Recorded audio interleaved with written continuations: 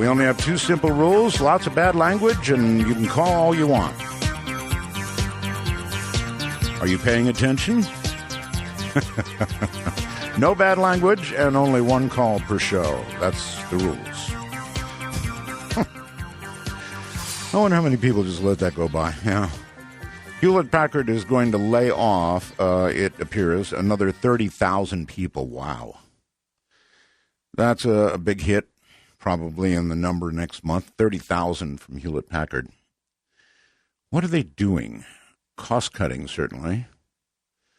But that's a lot of people, and that's many announcements now. Hungary has sealed off its border with Serbia with massive coils of barbed wire. I wonder if they're going to make Serbia pay for it. Anyway, they're detaining migrants trying to use the country as a gateway to Western Europe. I understand the fear that they're going through, and what it is they're afraid of Muslims, frankly. They don't know who's mixing in with these people because they're coming in such droves. There's no way to check them out. And I agree with that. I mean, you don't know what you're getting. But as a result, everybody is being treated poorly. These are not just, I mean, they probably are just poor people trying to get the hell out of the way of what's going on in Syria. But, you know, among their numbers, one story that I have to talk with you about today. Now, last month I told you that there was big buzz going on about the month of September, right? And a few people looked it up and said, gee, I don't see anything. I don't see anything about September. Well, here it is. Now, what I'm about to read you came from the Before It's News site. It should be called Before It's Ever Going to Be News. Anyway, let me read you what I got. Dateline Vatican City. Now, this scared the hell out of me. Honestly, it did. During a sermon at St. Peter's Square on Sunday, this is not real news, folks. It's not. During a sermon at St. Peter's Square on Sunday, Pope Francis spoke of a forthcoming event in which the earth will be consumed by hellfire from above, and asked Christians around the world to absolve themselves of sin in the days and weeks ahead. In a statement released by the Vatican Tuesday morning, Pope Francis, who is scheduled to arrive in the U.S. on September 22nd, announced that he's been visited on 3 occasions, get this, by heavenly beings who most recently have warned of an impending crisis that could have dire consequences for all life on earth. The Pope is set to attend a meeting of the UN General Assembly on September 25th at the UN building in New York, where he'll confer with world leaders, including President Obama and Russian President Putin, to discuss defensive options. On Tuesday morning, NATO Secretary General Stoltenberg confirmed that he has made arrangements to attend the General Assembly. I spoke, he said, with the Holy See and told the Associated Press NATO is working closely with our counterparts around the globe to explore every viable recourse available. Now, if you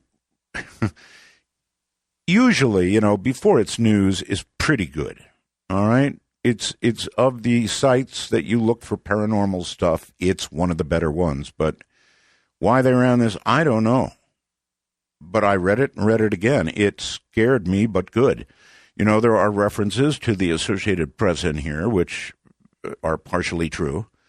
But the Pope said no such thing. And one of the reasons we're getting calls from people who are packing up the car, packing up the wife and kids, and headed for Mount something or another is because of this.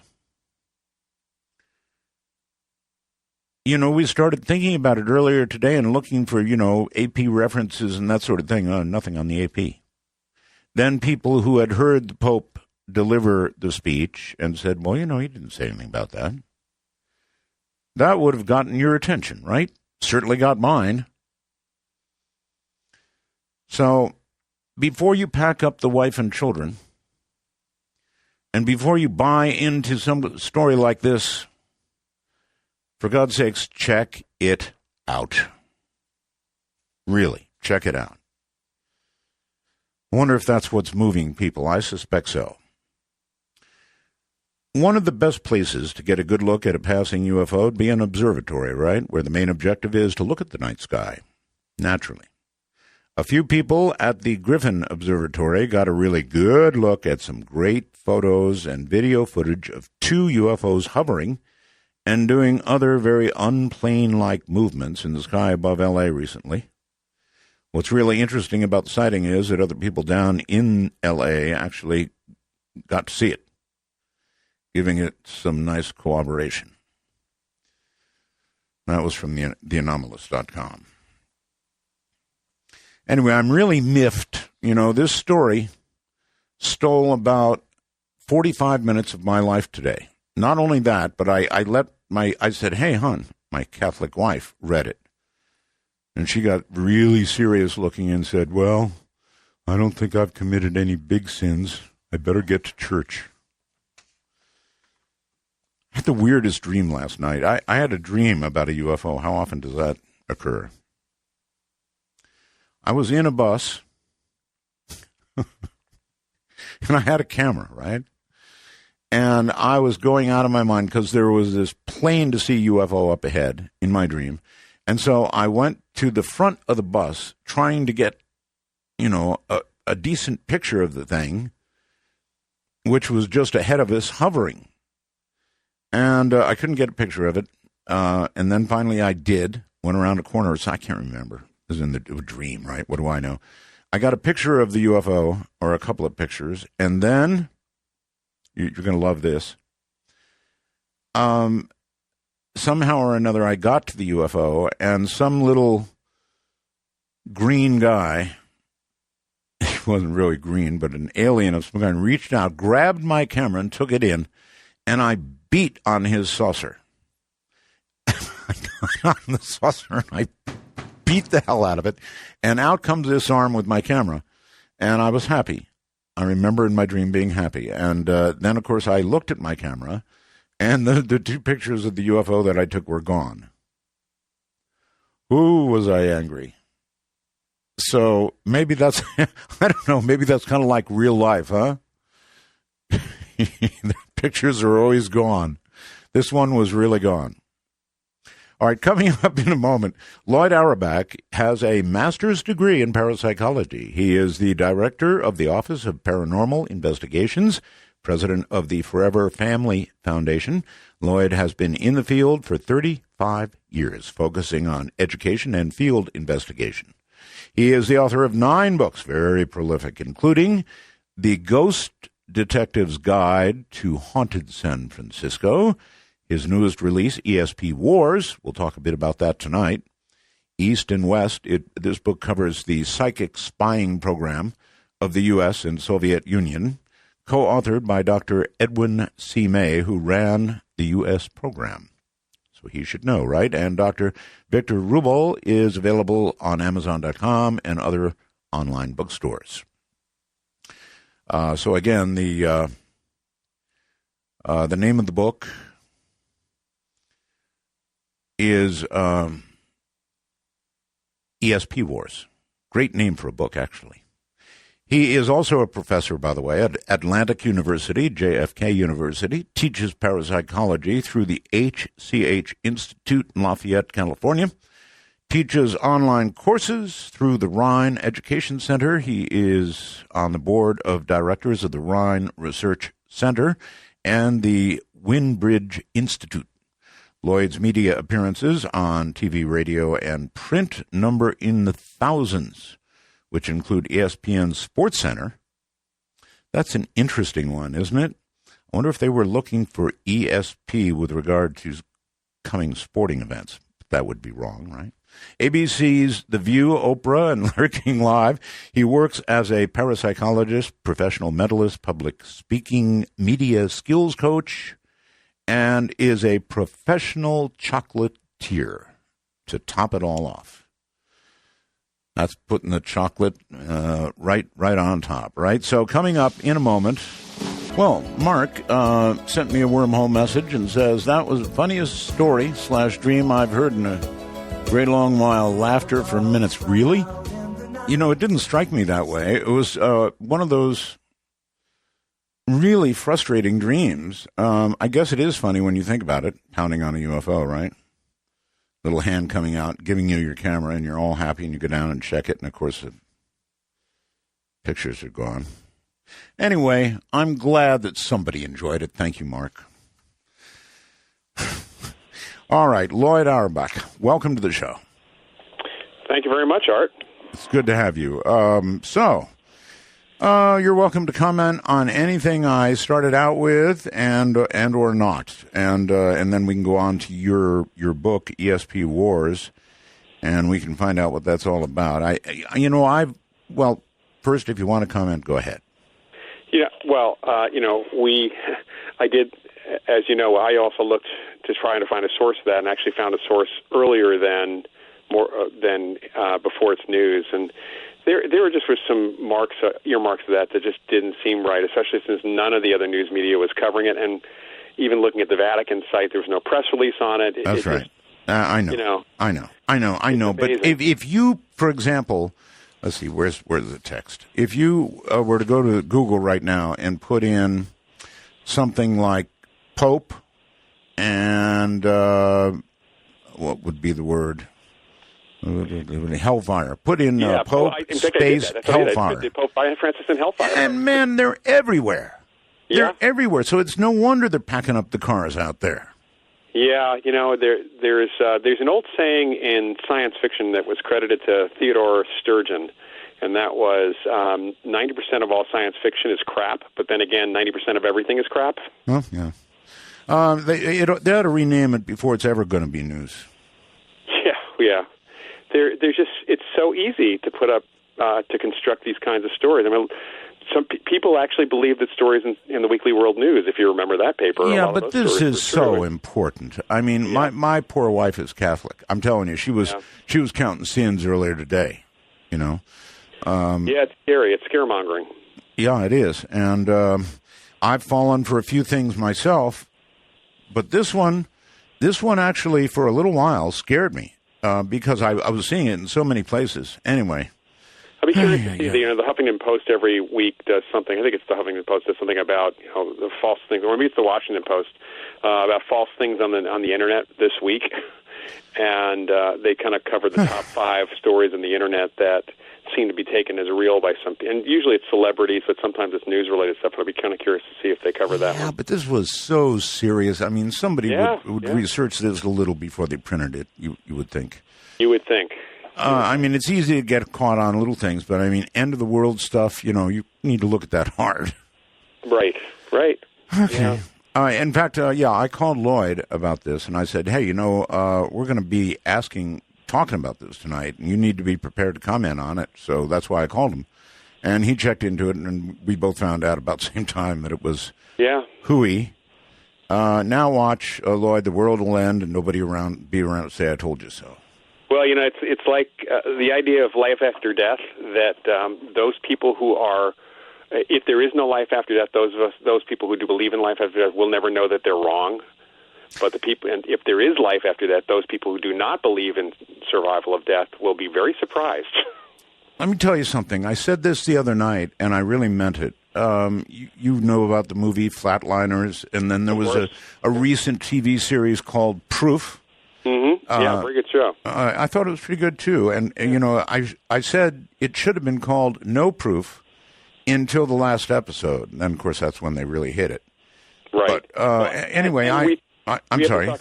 We have to talk about proof versus evidence, because proof is a very, touchy thing. It's not always that easy to actually have hard proof on things. Not at all. And I was watching that, and I told my wife, at my age, if I was healthy and I thought I'd withstand it, I'd be willing to give a shot at flatlining. I want a good medical team. I want all the goodies they had there to make sure you come back. But I'd almost be willing to give it a try so I could know. Does that sound crazy? Yeah, well, not necessarily, no. People have done crazier things. You would know, but then everyone else would still not having had that experience. Well, the hell with them. Yeah. I would know. That's what would matter. Sorry. I really would try it, though, and it begs the question of NDEs, period, and what people have experienced. I've got a story here from an atheist who claims he had an NDE for about 2 minutes and saw absolutely nothing. Black. Well, there are other atheists who have had NDEs with the full-on experience of having a voice tell them to go back, or seeing a relative, or something else, or seeing the light. So, and then there are the negative NDEs, which come from people typically who grew up in hellfire and brimstone religions, typically. So, there is an influence. There certainly is. Not every NDE is the same, and there are 15 different constituents that kind of comprise a classic NDE, but they're not always there. And you can have a near-death experience that doesn't affect you, which wouldn't put it in the camp of parapsychology, more in the neuroscience camp. Well, to actually flatline and get absolutely nothing, that'd be worse than not coming away with the pictures of the UFO. Yeah. I mean, that would be really annoying. I would expect something, a little brain activity as the cells begin to die, whatever, something. Well, my question for that atheist was it just about atheism? Because you can be an atheist and believe in psychic phenomena and even believe in life after death.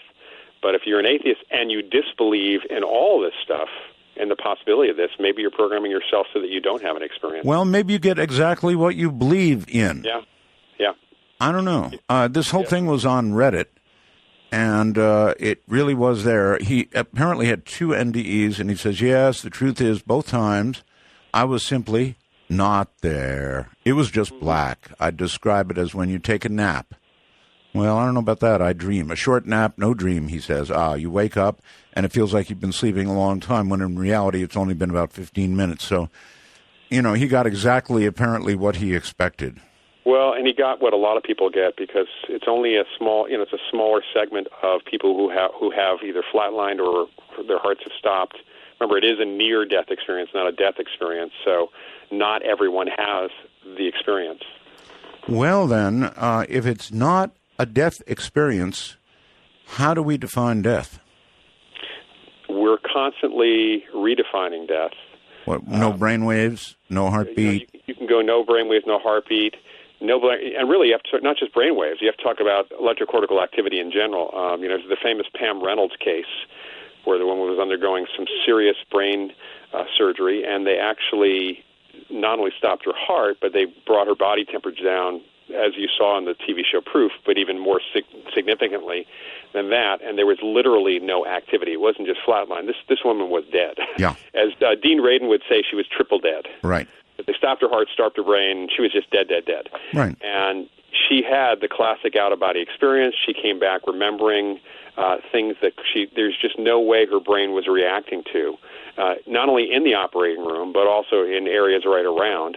And none of that, the skeptics would say that, well, obviously they told her about it as she was coming around, and there's no evidence that supports any of that. I think I remember that was a 60-minute segment. Yeah, I'm not surprised. Yeah, I think so. And I believe I have memory of interviewing her, but I interviewed so many people.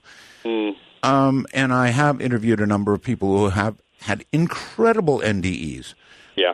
And seeing relatives and people, swarms of people, sometimes not so happy people. A bunch of them. So it is, I think, the biggest question for mankind, and that is whether this is it or there is yet more. Yeah, and for most people, we'll find out when we die. Yes, that's right. And if there is absolutely nothing, well, we won't complain. Right. But there's a lot of evidence that there's much, that human spirit or consciousness survives. So you lean toward that direction. Oh, absolutely. The evidence is there. When you discuss this, I discuss this with some of my colleagues in parapsychology, and frankly, not everybody comes from a perspective you can call dualism or even pluralism, that consciousness is more than just the brain.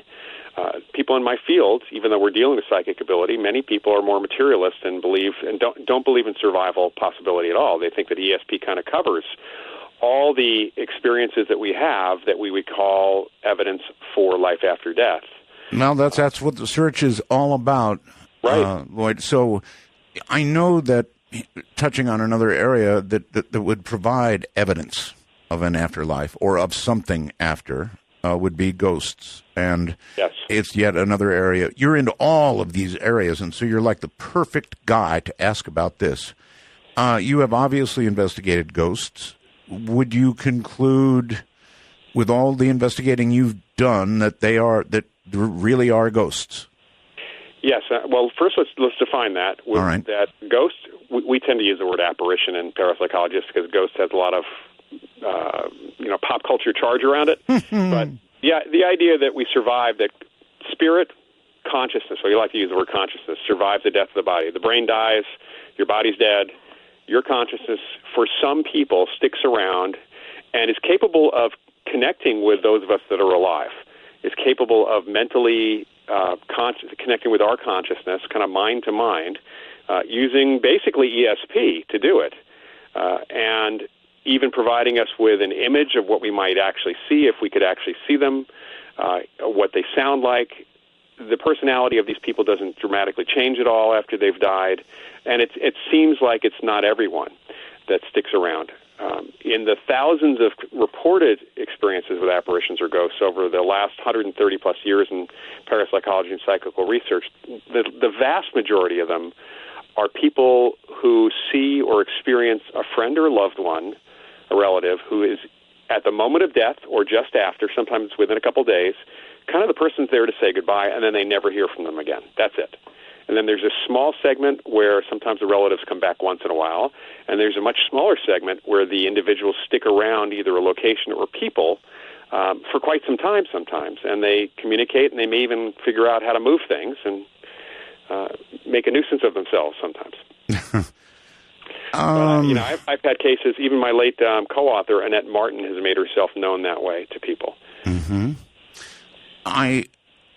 How about this, Loyd? Do some people stick around for a short amount of time and then go? I mean, I know, yeah. I know the Buddhists believe this, for example, and I have some reason to believe it myself. That for a few days there's a very, very big presence that you can almost, you really can feel it. Mm-hmm. Yeah, that seems to be the case. It seems to be on the average about 2 to 3 days. But sounds about right to me. Yeah, it can be a little bit longer for some people. I had a friend of mine, the late Martin Caden, who was a science and science fiction writer. When he passed away in '97, he was into all this stuff, and he actually was able to move things. He was psychokinetic himself under some very good control conditions. And he always kind of told me he was going to haunt me for a few days after his death, and then nothing happens for the first week. And a week and a half into it, I had an experience which I definitely said was him. And 10 minutes after my experience, one of his pilot buddies on the East Coast, I'm on the West Coast, had the exact same experience that I did in his Cessna while he was flying his plane. And it turned out another person had an experience 10 minutes later, and those two other pilot buddies of Martin Caden's actually found a total altogether with all of us, 25 of us. Wow. within a few days, within like a day and a half. And so wherever he was that first week and a half, we don't know. He must have been bopping around the world saying goodbye to people, but we only know about the ones that were kind of in our circle, more or less. The one place I really wouldn't want to have that experience would be in a Cessna, of all things. All right, hold on, Loyd. Dark Matter News.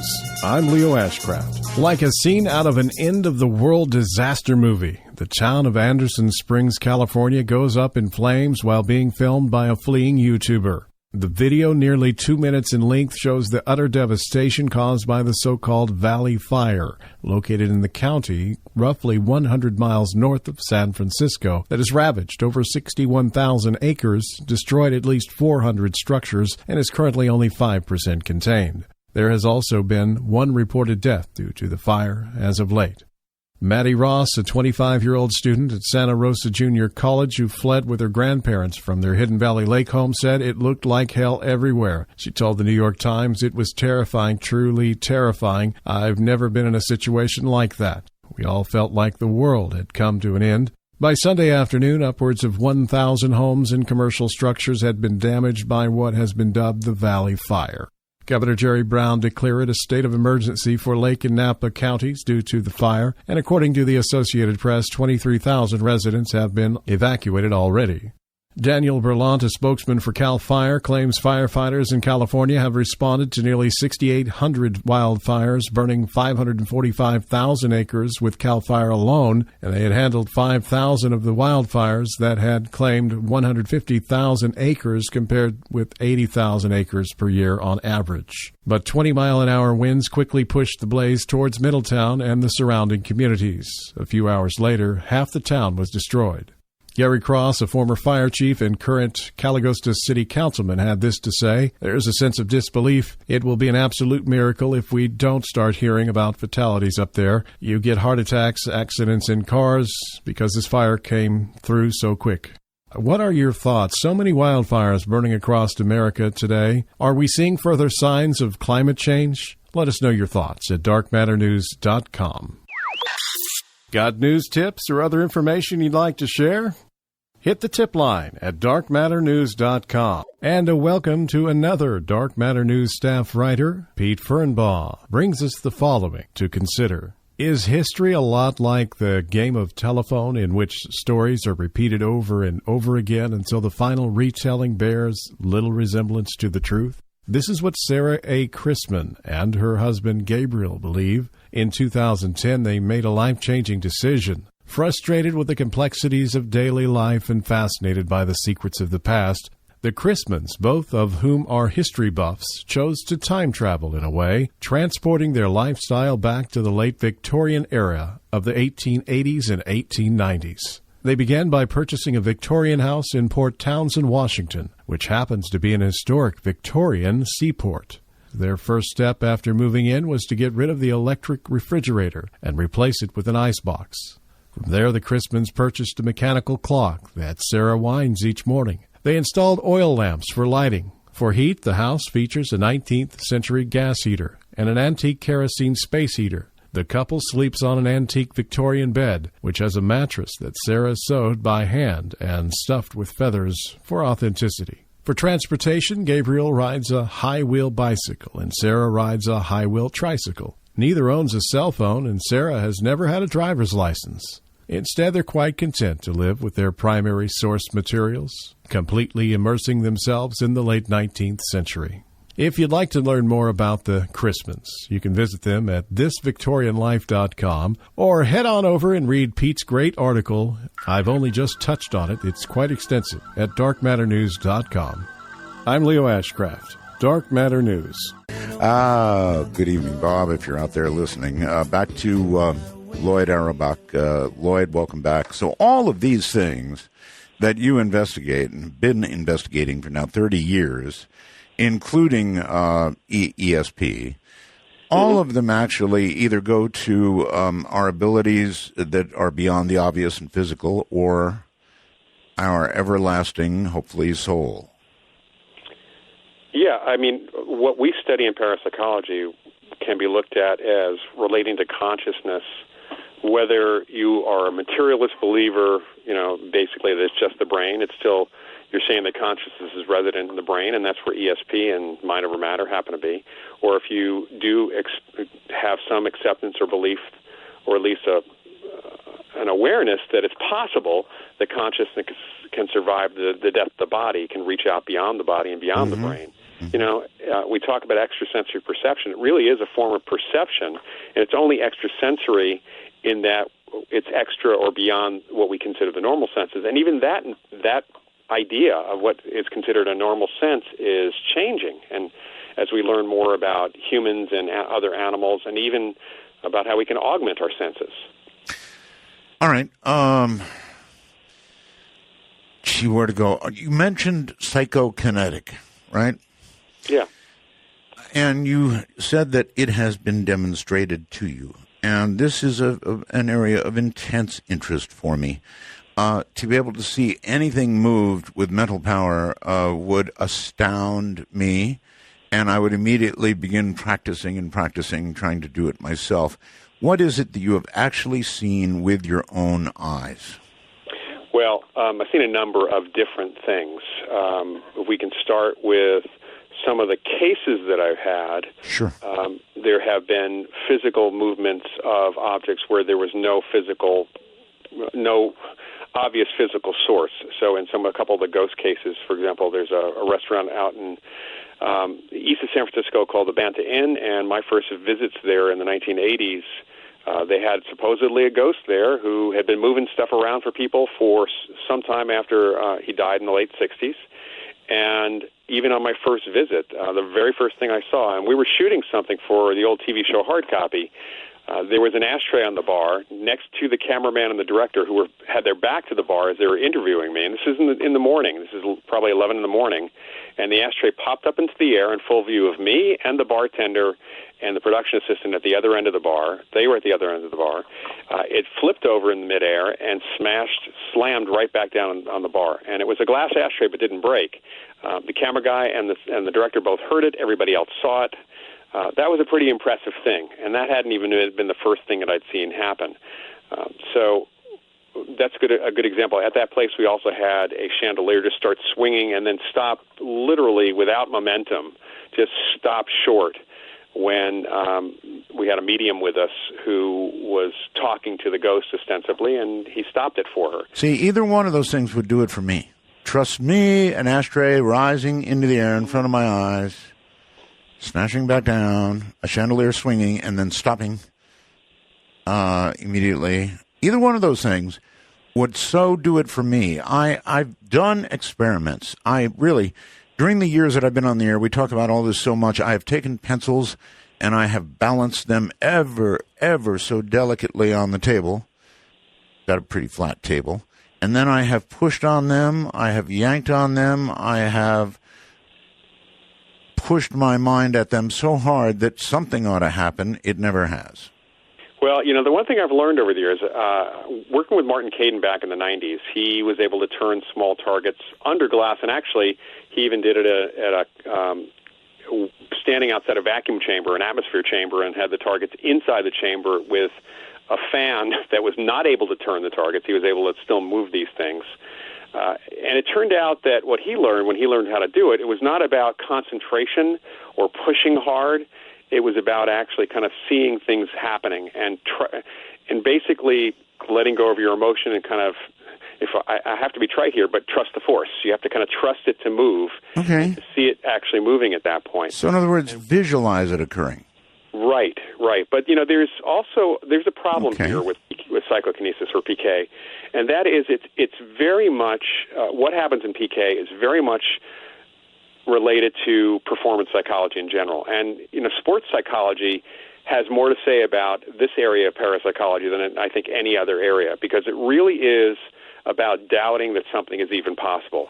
If you think it's impossible, nothing's going to happen. And your conscious mind gets in the way of moving things. And try as you might, there's still that belief that, I've never done it before, I don't think I'm going to do it, but I'm going to try. And as Yoda said, there is no try, there is only do. All right, I wanted to ask you, that brings to mind, you were on ESPN Sports Center, right? Yeah. Why? What did you do there? 25th anniversary edition of the Madden football game, NFL video game. Yes.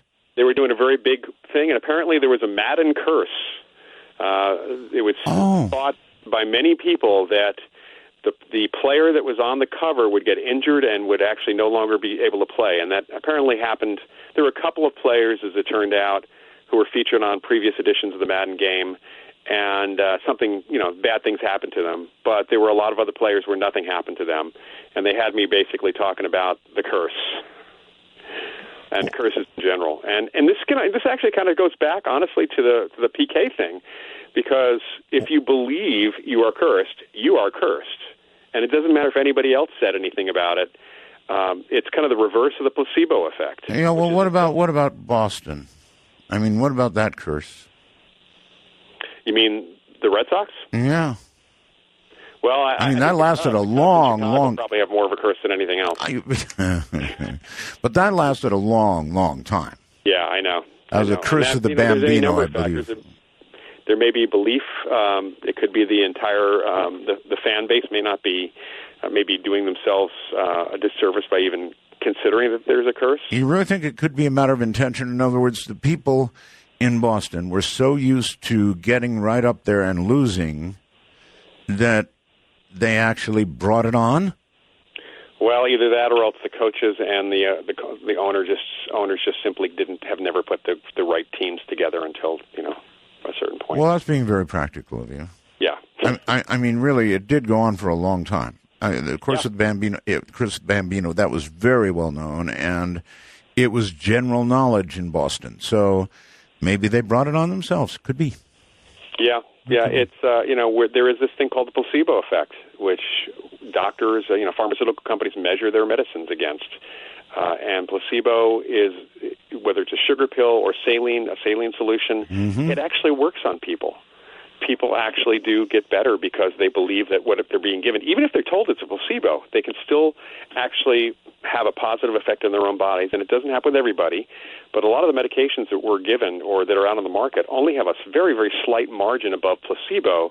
And placebo doesn't have the side effects unless you tell people that the side effects are there. That reminds me, Loyd, I'm so sick of watching TV. I guess it is. Me too. It is a rule that drug companies must advertise every conceivable side effect known to mankind, up to and including death. This is their legal disclaimer so they don't get sued. Yeah. So I was going to make a fake advertisement for a pill. I mean, sick of your friends taking pills, not taking pills yourself. Here's a pill that does absolutely nothing. And then I was going to list every possible side effect up to and including death. But you'll never feel again like you're alone in not taking pills. Right. But, you might actually accidentally kill people with a little nocebo effect. And get sued. The reverse of the placebo effect. That's right. And get sued, no doubt. Certainly in modern America. Yeah. You have to wonder, when they're sitting around in these advertising boardrooms, they must be thinking, do we really have to say all that?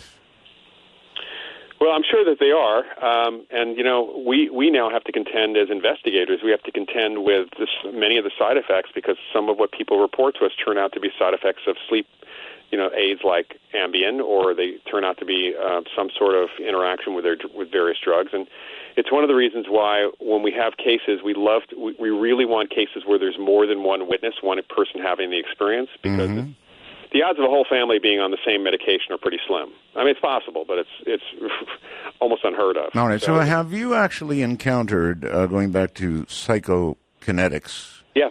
Have you actually encountered anybody who, on demand, or very nearly on demand, can demonstrate psychokinetic power? Well, Martin Caidin was one such person. He could do it, I'd say, probably about 80% of the time. Really? Although he did have kind of, if we set up more than a couple of targets, which we did in some circumstances in sealed rooms or he was outside the room. I think he had kind of a scattershot effect where he wasn't necessarily, we told him to focus on one target. It was usually the targets around it that moved, but that's still good enough as far as, this is one of those, near miss is pretty good. I don't know who Martin Caidin is. Who is he? So Martin Caidin was a well-known science and science fiction writer. You would know his work. He's the creator of the $6 Million Man. He wrote the book Cyborg, which became the first Move TV movie. He was the technical consultant on the show. He actually is credited with The Bionic Woman to some extent as well. And he also wrote the book Marooned, which was the actual impetus for the Apollo-Soyuz mission. The Russians, the cosmonauts, got to know his work, because Marty wrote a lot about space, both from a fiction and a science perspective, and he was an incredibly well-known pilot and aviator. So he actually was contacted and helped facilitate the Apollo-Soyuz mission to some extent.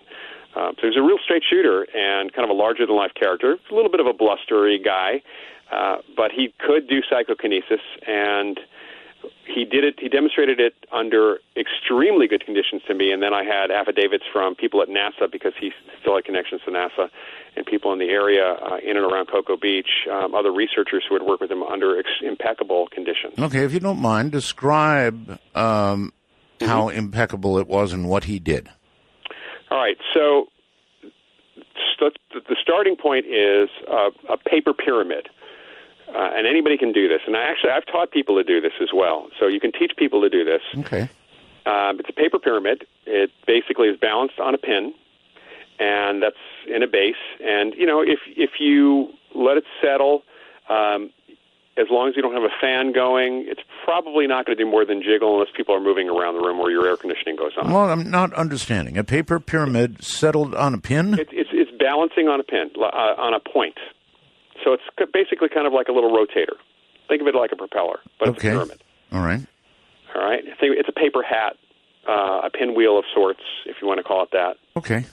And if you breathe on it or blow on it, it's going to spin. All right.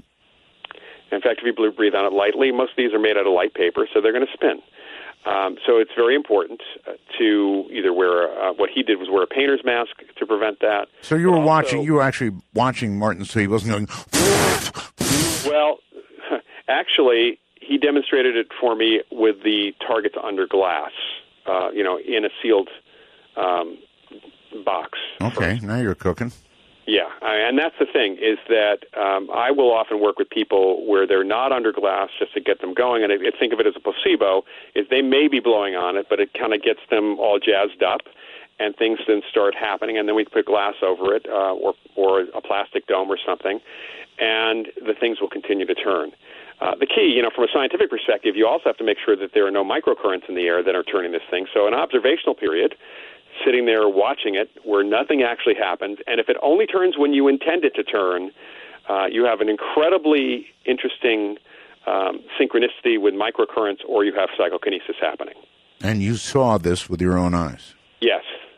And in fact, the first time I visited his home, in Gainesville, he had a room upstairs where part of the room was cut off. He had built a wall with a big glass window. He had there was a door into that little room. He had a huge shelf with multiple targets set up of different types, different materials, different sizes. He had a pinwheel sitting there. He had actually a pie tin that was balanced on a spindle with tinsel hanging down from the edges. Got it. And he had sealed the windows in the room with paint. He had actually covered all the outlets. There was actually no source of air, and even used weather stripping around the door.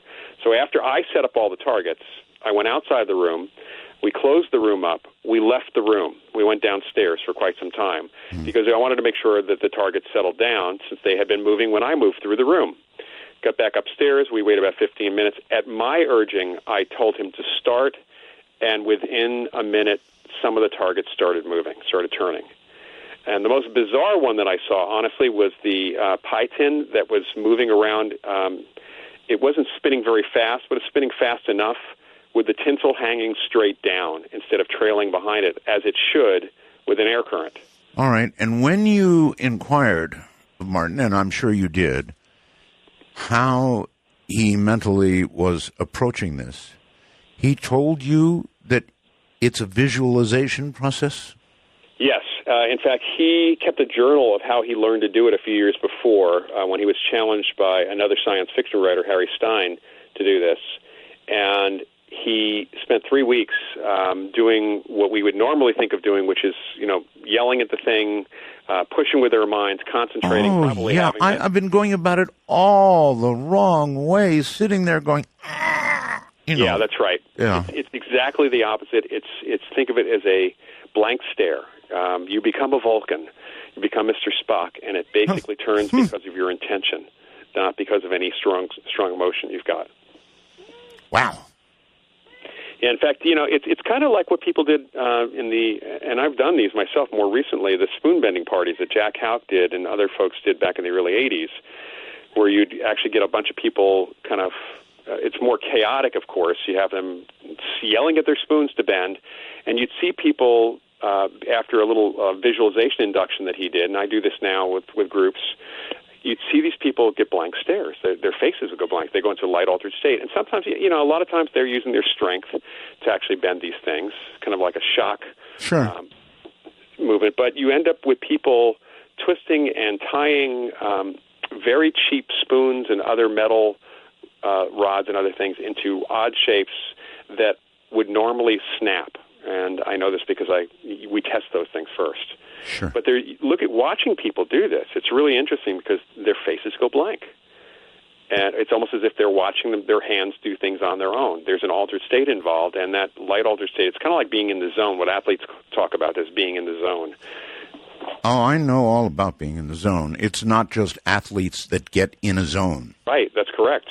Anybody, even people, the job I do here, I know, Loyd, when I'm in the zone. It's a feeling that is hard to describe, but it's like you can do no wrong. Right. And everything you do is going to go boom, boom, boom, boom, boom, just exactly the way it's supposed to go. That's the zone, whether it's athletics or it's artistic. Yes, whatever it is, it's a definite place, this zone. Yeah, and it's non-judgmental. Right. It is. It just is. That's correct. It just is. That's just the way PK seems to work.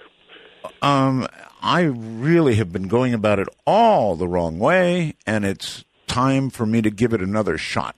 And that's probably what this program is going to get me to do. All these years and all that pushing for nothing.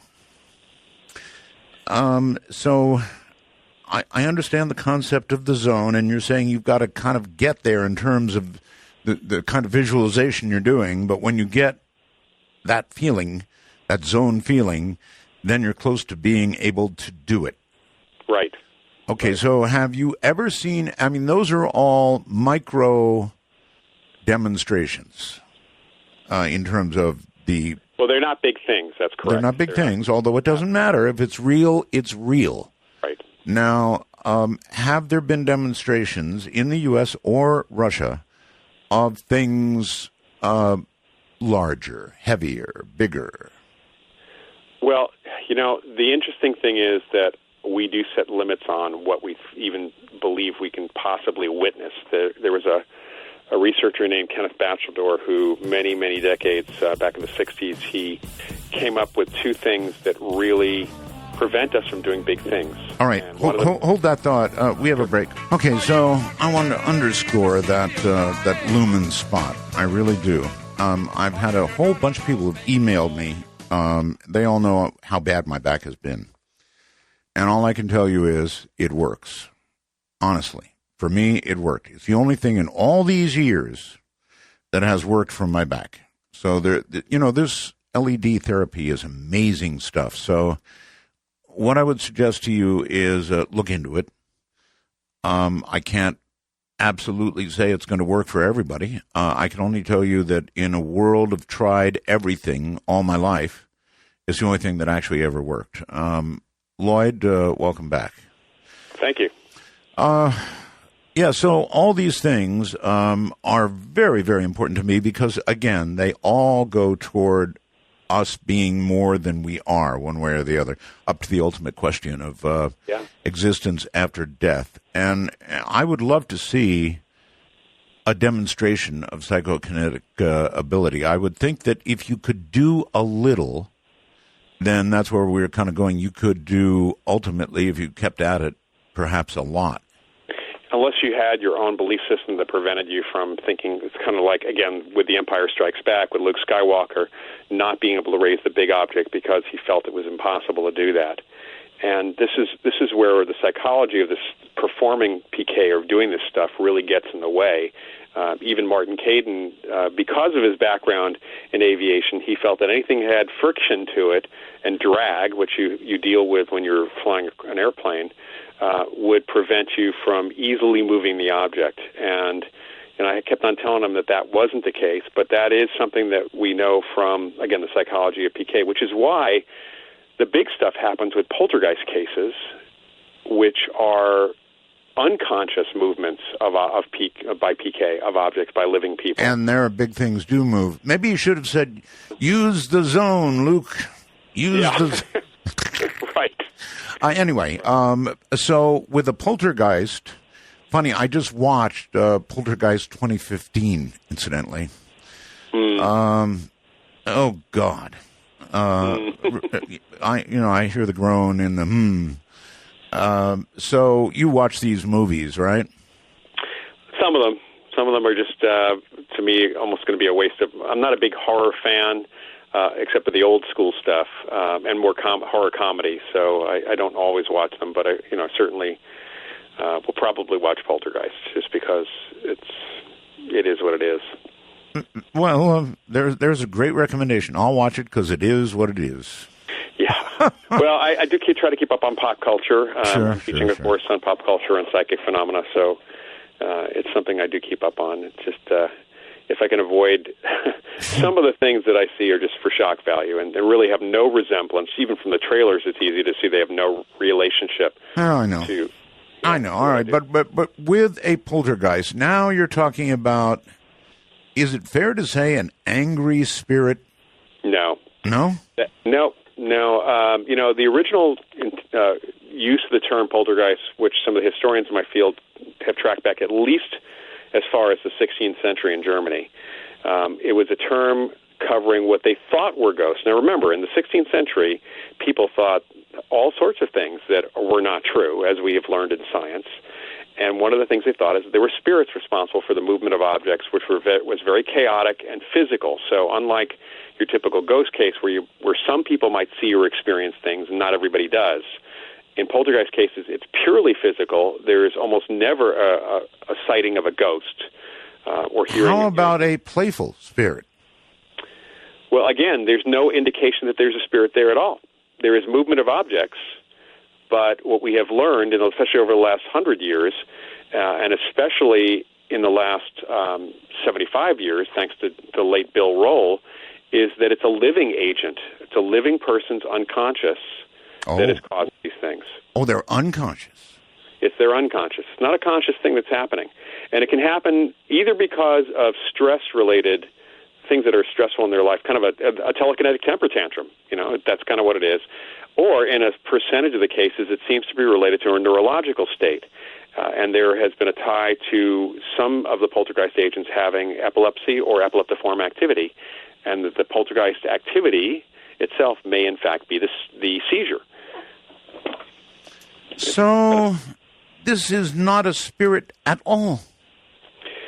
The term poltergeist, the way we use it, it's not. It's not.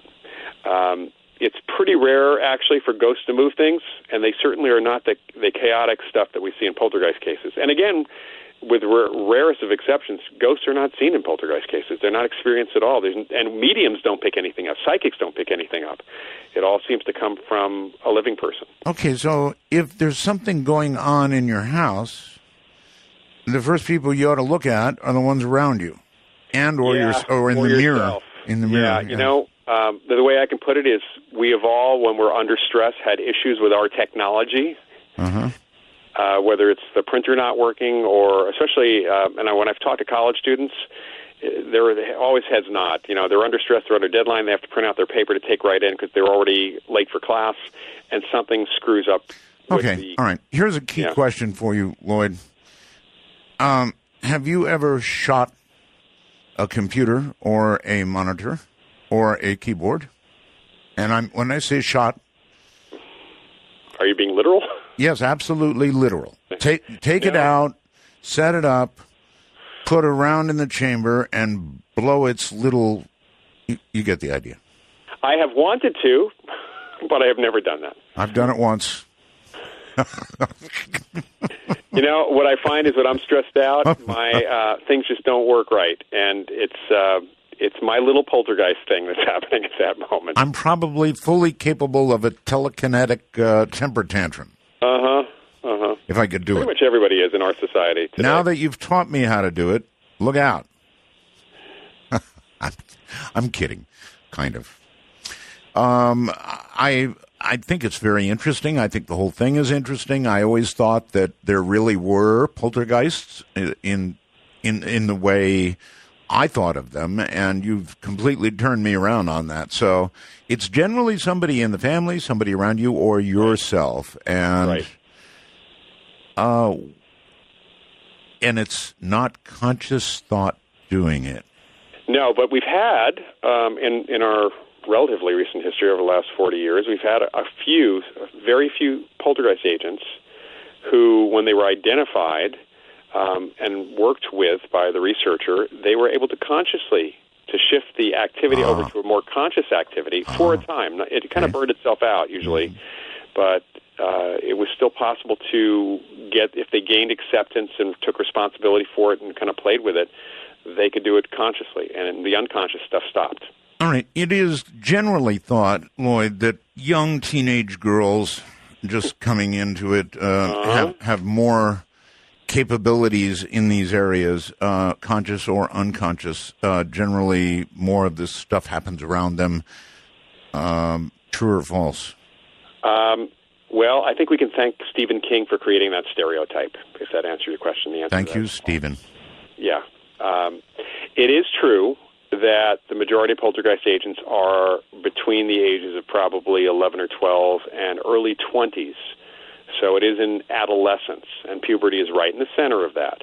It is not true that it's predominantly females.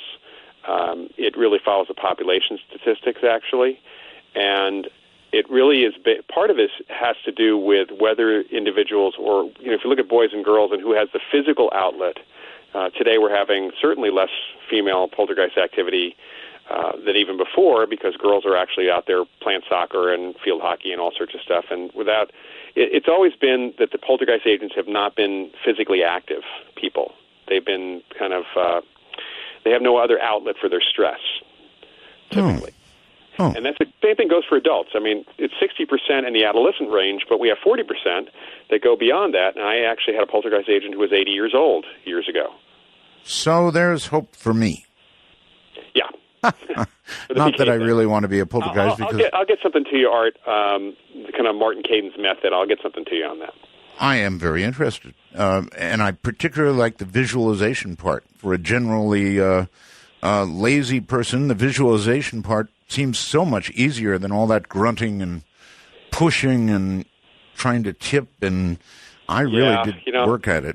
So much of that is Hollywood, unfortunately. It's that throbbing vein in the head, which makes it look like your head's about to explode, like in the movie Scanners or something. Oh, yes. Yeah, it's not the way when people really do PK. You see the same when you see psychic healers, and healing is energy healing is a form of PK. There's a more serene, less concentrated look on their faces. Meditators, it's the same thing. So it's not about that, in the head. It's more about a calm and seeing what needs to happen at that point. Well, I have to start from the beginning. All right. So the Russians, and I presume we, the U.S., certainly looked into the existence of ESP. We did so officially. We did it with government programs. Right. How much do you know about how much they know? Well, what a way our government programs, we had different programs in the 50s, the 40s, the 50s. We had the MK Ultra programs, which were more directed at mind control, although they had an interest in somehow doing telepathy, and that was akin to what the Russians were interested in, which was telepathic mind control, which never really worked on either side, as it happens. And the Russians got, really concerned about what we were doing because of an experiment in apparent telepathic communication with a U.S. submarine when that was leaked, and probably purposefully leaked to the Russians. Really? Yeah. Back in the late 50s. It's hard to communicate with deep submarines because... Oh, yes. You got all that water in the way. So if you could telepathically communicate, that'd be a major advantage. And the Russians felt that we must be spending lots of money on it, so they decided to really start spending on this. And they were encouraged, the scientists were encouraged in many different directions to create some sort of mind control. A man named L.L. Vasiliev did quite a bit of work in writing, which we have access to here in the States in his books or still in print, of telepathic hypnosis, which did require the person being hypnotized first, given a post-hypnotic suggestion, and you could trigger it telepathically, apparently, but you couldn't do mind control without first hypnotizing them. So that kind why would that matter to our government, who's experimented on people with LSD and they've done all kinds of things. So hypnotizing somebody, no problem. Yeah, the Russians were, if you remember, seeing, and you can still see footage of a very famous Russian psychic, Nina Kolagina, moving objects, doing PK. Uh-huh. If you do Russian telekinesis, you'll typically see on YouTube, Nina Kolagina moving objects, and the Russians actually figured out how she was doing it, which was really interesting. That was one of the things that when I was going through the material that we had gotten from our Russian sources, that really just jumped out. It was almost a minor piece in the books, in the material we got from them. And it was very interesting because Kolagina was doing something. This is back to what you said about us being more than we think we are. Yes. And that's what keeps me in the field, honestly. It's that idea that we are more, we set limits on ourselves, and we are more than we think we are. So here's Nina Kolagina moving objects, including non-metallic objects. And what they find out is that she was kind of stressing so much that she sweat a lot. And in her sweat, when they analyzed her sweat, was contained histamines, as in the stuff that we take antihistamines for. I know what those are. And histamines do react to electrostatic fields. So she's picking up an object, putting it back down, her sweat's getting on them. She's then generating an electrostatic field of enough magnitude, which our bodies can generate biologically, to actually move the objects. So, well, even that's impressive. Now, here's the thing. I had my co-author, Ed May, does not really believe in psychokinesis. He fully believes in precognition and remote viewing because that's what he did and continues to do. But he said, well, there you go. There's an explanation. That's not psychokinesis. But if we define psychokinesis as mind over matter, she certainly didn't know how her body could generate histamines or an electrostatic field. She just knew she wanted to move the objects. Did they actually measure the electrostatic field? Because yes, apparently they did. At least that's the information we got from General Savin and General Ratnikov. All right, that's really something. Electrostatic field. I've got to think about that. That'd be quite a bit of voltage from the body, right? Loyd Auerbach is here, and he's a really, really interesting guy. Anything at all in, the genre, he apparently is prepared to talk about. And I've got somebody, I get messages as I do the show, and Monrovia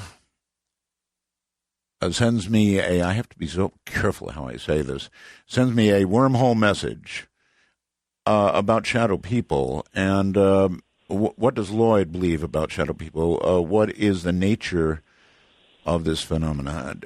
Do you know anything about shadow people at all? Well, we have cases which may not fit into this.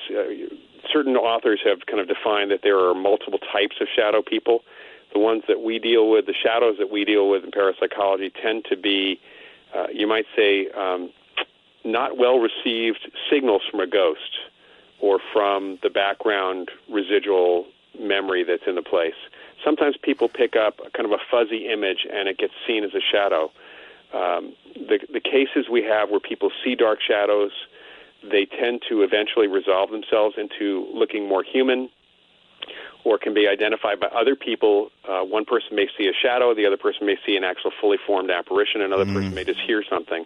So it seems to be about we're the receivers, we're the TV sets, and the signal is there, and it's right. It's just there's something wrong with how we receive or process the image. Okay. All right, Loyd, because I haven't listened every night, you can't know this. Several years ago, many years ago, on the other show, I talked about this because people called in about it. And I found it interesting, and then I suddenly found it fascinating because people were sending me photographs and talking all about it, and I had never heard of shadow people. Mm-hmm. And so many years went by, and before I started doing this program, I don't know, a couple weeks before at least, maybe 3 weeks before, I was sitting at my computer. I was starting to do prep and reading for the show, and spending a lot of time on the computer very late at night. And I saw one, Loyd. Here's what happened. I had been hours and hours on the computer, and I saw something to my right. And I looked over, and there was like a human form there. Mm-hmm. Not arms outstretched or anything, arms down, I guess, but a human form of some kind. And then I sort of went into shock for a second. I turned around, it was gone. I looked back behind me, it was there. And at this point, I'm really, really freaking out. And I swung back toward the computer, and then it was on my left. And, oh, my God, I told the audience about this. I went around the house, checking windows, doors. I actually got a gun. It really scared me, Loyd. Whatever it was, it scared me. And here's my theory, for what it's worth, which ain't much. And that is that staring at a computer for hours and hours and hours begins to adjust your brain to the refresh rate of the computer, whatever, that happens to be. And then you might start to see things that you don't normally see. And that's an out-the-window theory, but I had talked to other people who had seen things after staring at a computer screen monitor for a long time. And that's the only thing I can come up with. But it sure scared me. And it scared you because it was an intruder, or it scared you because it was a dark shadow? Yes, to both. To both, okay. I mean, I don't know what it was. It scared me because I didn't know what it was. Well, yeah.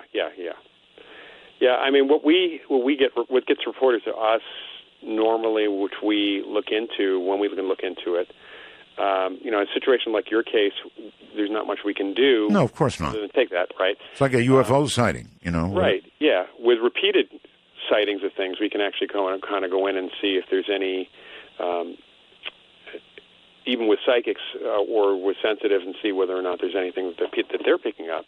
And what we tend to find in these cases with shadows is that, like I said before, they tend to resolve themselves into either what we would call a ghost, or sometimes into a person picking up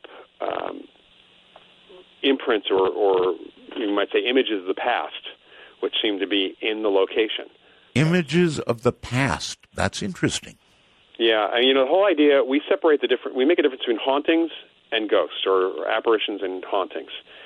And a haunting is related to a place, sometimes to an object, and it has to do with a replay. People experience a replay of, think of it as a tape loop, a video loop of an event that happened in the past, which is not necessarily of dead people. It can be of living people as well. And it can be also very historical, like the battlefield at Gettysburg, where you have a running loop for some people picking up. Many people pick up the battle itself, but it's not about ghosts. There aren't actual conscious beings there. It is a recording that people are tapping into. And people can get a feeling. In fact, probably the most common type of haunting, or this type of experience that people have, you walk into a house, especially you're house hunting, and you feel weird vibes, bad vibes. In what medium is this recording, or whatever it is, maintained? In other words, where does it... Well, we're trying to figure that out. This is something that it would be great to have some funding in parapsychology to be able to look more further into this from a physics perspective. It seems to be partly geophysical. We do find a connection to the local geomagnetic field of the Earth, which may or may not be holding the information, or may just be triggering us being psychic and picking that information up.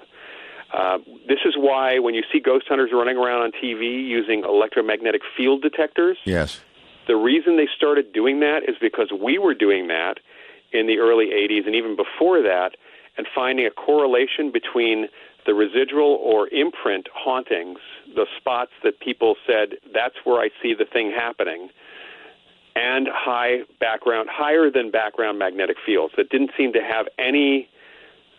Using what, magnetometers? Yeah, we use various types of magnetometers, yeah. And you're looking for very, very small variations, I would assume. sometimes, that's the thing, is we hope that there's more than just a small variation. But even finding any variation in a consistent manner, if the corner of one room in a house is where people are feeling they have a bad feeling there, or they are seeing visually in their minds, or even what they think is their eyes, they're visually seeing something, somebody killing someone, which has happened in a few cases. That kind of thing, which is historically accurate, by the way, is recorded into the environment somehow, and we have a couple of possible ideas about how this may be happening, and even a couple potential experiments which we're trying to get some funding for. But really, it's there's some ideas that are floating around right now. But the reason we use the magnetometers was to originally see if this correlation held up, and whether or not there's anything in the environment that may actually connect to the psychic experience. People have suggested that windows or glass could well have memory of a sort. Yeah. Well, liquid is often thought of having memory. We store information in an electromagnetic field. Magnetic memory is what videotape is, what audio tape is. It's kind of what flash drives are. And thank God that beds don't remember. All right. Dark Matter News. I'm Leo Ashcraft. A devastating storm ripped through the southwest, causing flash floods from Los Angeles to Utah. Particularly hard hit was Utah-Arizona border town of Hilldale, the home base of Warren Jeff's polygamous sect, the Fundamentalist Church of Jesus Christ of Latter-day Saints, or the FLDS. Reports confirmed that 13 were killed in the flash flood that, according to eyewitness Chris Weiler, only seemed to last about a half an hour or 45 minutes. According to Utah officials in the city of Hilldale and the Washington County Emergency Services, among the dead are at least 3 women and 6 children, ranging in age from 4 years old to teenagers. Hilldale Assistant Fire Chief Kevin Barlow said water rises 1 to 1.5 feet at normal flood stage. A river gauge on Short Creek at Colorado City measured a nearly 3.5-foot rise in just 19 minutes due to the first wave of flooding around 3:18 that afternoon, and then a second wave about 90 minutes later produced a rise of nearly 5.5 feet in 17 minutes. By late Monday, the water had mostly receded, but as of Tuesday evening, storms threaten yet another round of flooding. Authorities say that around 150 people from county, state, and federal agencies, 500 community volunteers, and 6 or 7 search dogs are working at search and rescue efforts in Hilldale and its sister town across the Arizona border, Colorado City. Wild weather patterns aside, the Southwest is very familiar with flash flooding, even if some of its inhabitants have forgotten, and remembering to give rising water levels a wide girth is rule number 1. A flash flood can happen in a matter of minutes, sweeping away cars and, in some extreme cases, entire houses. Do you think these are the same weather systems that wreaked havoc across Europe earlier this month? Check out the full article from Kingslayer and let us know your thoughts at darkmatternews.com. A new NASA-sponsored competition hopes to unlock the secrets of space colonization through user-submitted design proposals. Called the 3D Printed Habitat Challenge, NASA hopes that the competition will help to develop the fundamental technologies necessary to manufacture an off-world habitat using mission-recycled materials and/or local indigenous materials. They say the vision is that autonomous habitat manufacturing machines will someday be deployed to the moon or Mars to construct shelters for human habitation. A lot of fancy speech for a simple idea. Using 3D printers to build structures using materials which already exist on the planet. NASA goes so far as to speculate that the same concept, if such an idea is feasible enough, could be applied to life here on planet Earth. There are several designs that have so far made it to the finalist round. You can check out many of them in an extensive article from Kingslayer on darkmatternews.com. The world of the paranormal has experienced a great loss in the passing of Jim O'Connell. He was the founder of Experiencers.com, a group whose purpose was to lend support to anyone who had experienced alleged contact with extraterrestrials. Jim O'Connell was a UFO and alien researcher for over 20 years. He mysteriously passed away in his sleep in his Connecticut home on September 9th. He was the founder and lead investigator of the new television show Experiencers. In his show, a team of investigative researchers travel around the United States to personally interview people who had alleged direct contact with extraterrestrial beings. This year, they were focusing on the American Southwest. They plan to include other regions as the seasons of the show progressed. Dark Matter News staff writer Alana Fox Stark has prepared an extensive biography and article highlighting the life of Jim O'Connell and his work at darkmatternews.com.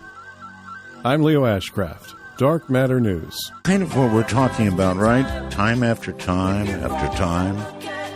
Some sort of tape loop going in the universe that occasionally gets seen again and again and again. Maybe it goes on forever. Who knows? Loyd Auerbach is my guest. Welcome back, Loyd. Thank you, Art. Okay. So kind of like that, huh? Kind of like a tape loop, something that imprinted somehow on something and it just keeps repeating. It keeps repeating, or, that's kind of how we know it's not evidence for survival, that it's not a conscious entity.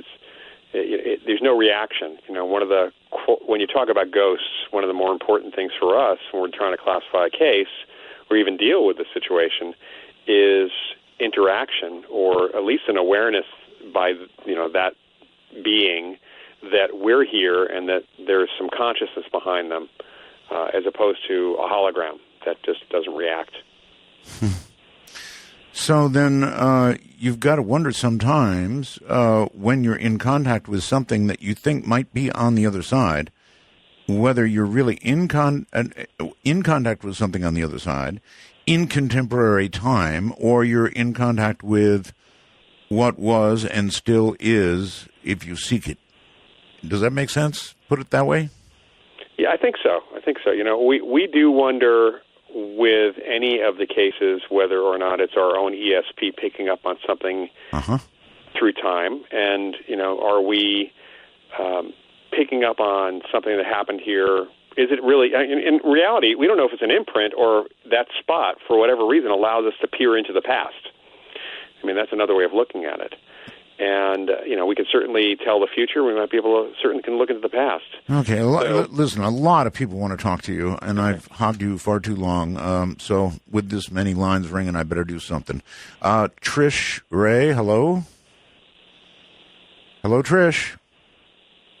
All that time, and she's not there. All that waiting, that's crazy. Okay, let's go to the phones. Portland, Oregon, I believe. You're on the air with Loyd. Hello? Hello. Hello. Hi, this is Josh from Malala, Oregon. Okay. And fun thing is, I was listening, your radio show's on, and you said something about the end of the world, how people have been raving about that. Well, I read an September thing, like that's the September, like what's going to happen in September. Yeah. And I ended up having a dream this morning. Was about like an apocalyptic like storm, like tornado. Like I don't dream that often. Right. And I want to know also. I mean, because I've personally had dreams that actually happen later in the future, but I mean, apocalyptic. That's kind of got my attention, kind of thing. Well, you may be a victim of. What's your outlook on that September? Like people raving about. That like Planet X thing. Yeah. Loyd, you know what? I'll let you handle that one. Okay. Well, we at least today we do associate, and there was last week some concern about some terrorist attacks on the anniversary of September 11th. So September does have an association with certainly the end of the world, and our world changed on September 11, 2001. We did have an end of the world. We had an ending to kind of the way that we viewed the world. Well, it ended for some people, and our model of the world certainly changed, but not really the It didn't really. end. It wasn't an apocalyptic thing, and I personally, I don't subscribe to the apocalyptic ending idea. And even when you're talking about dreams, the caller said that he doesn't dream. That he remembered this dream is important, certainly to him, and there's something perhaps in that. but he does dream. We all dream. Unless you have a really bizarre sleep pattern, we may not remember our dreams, but we all dream. And there may have been something very negative in that, and it may be because it was spurred on by all this talk of something bad happening could have created that dream, or he may actually have had a dream of something negative about to happen in his world, not necessarily to the whole world.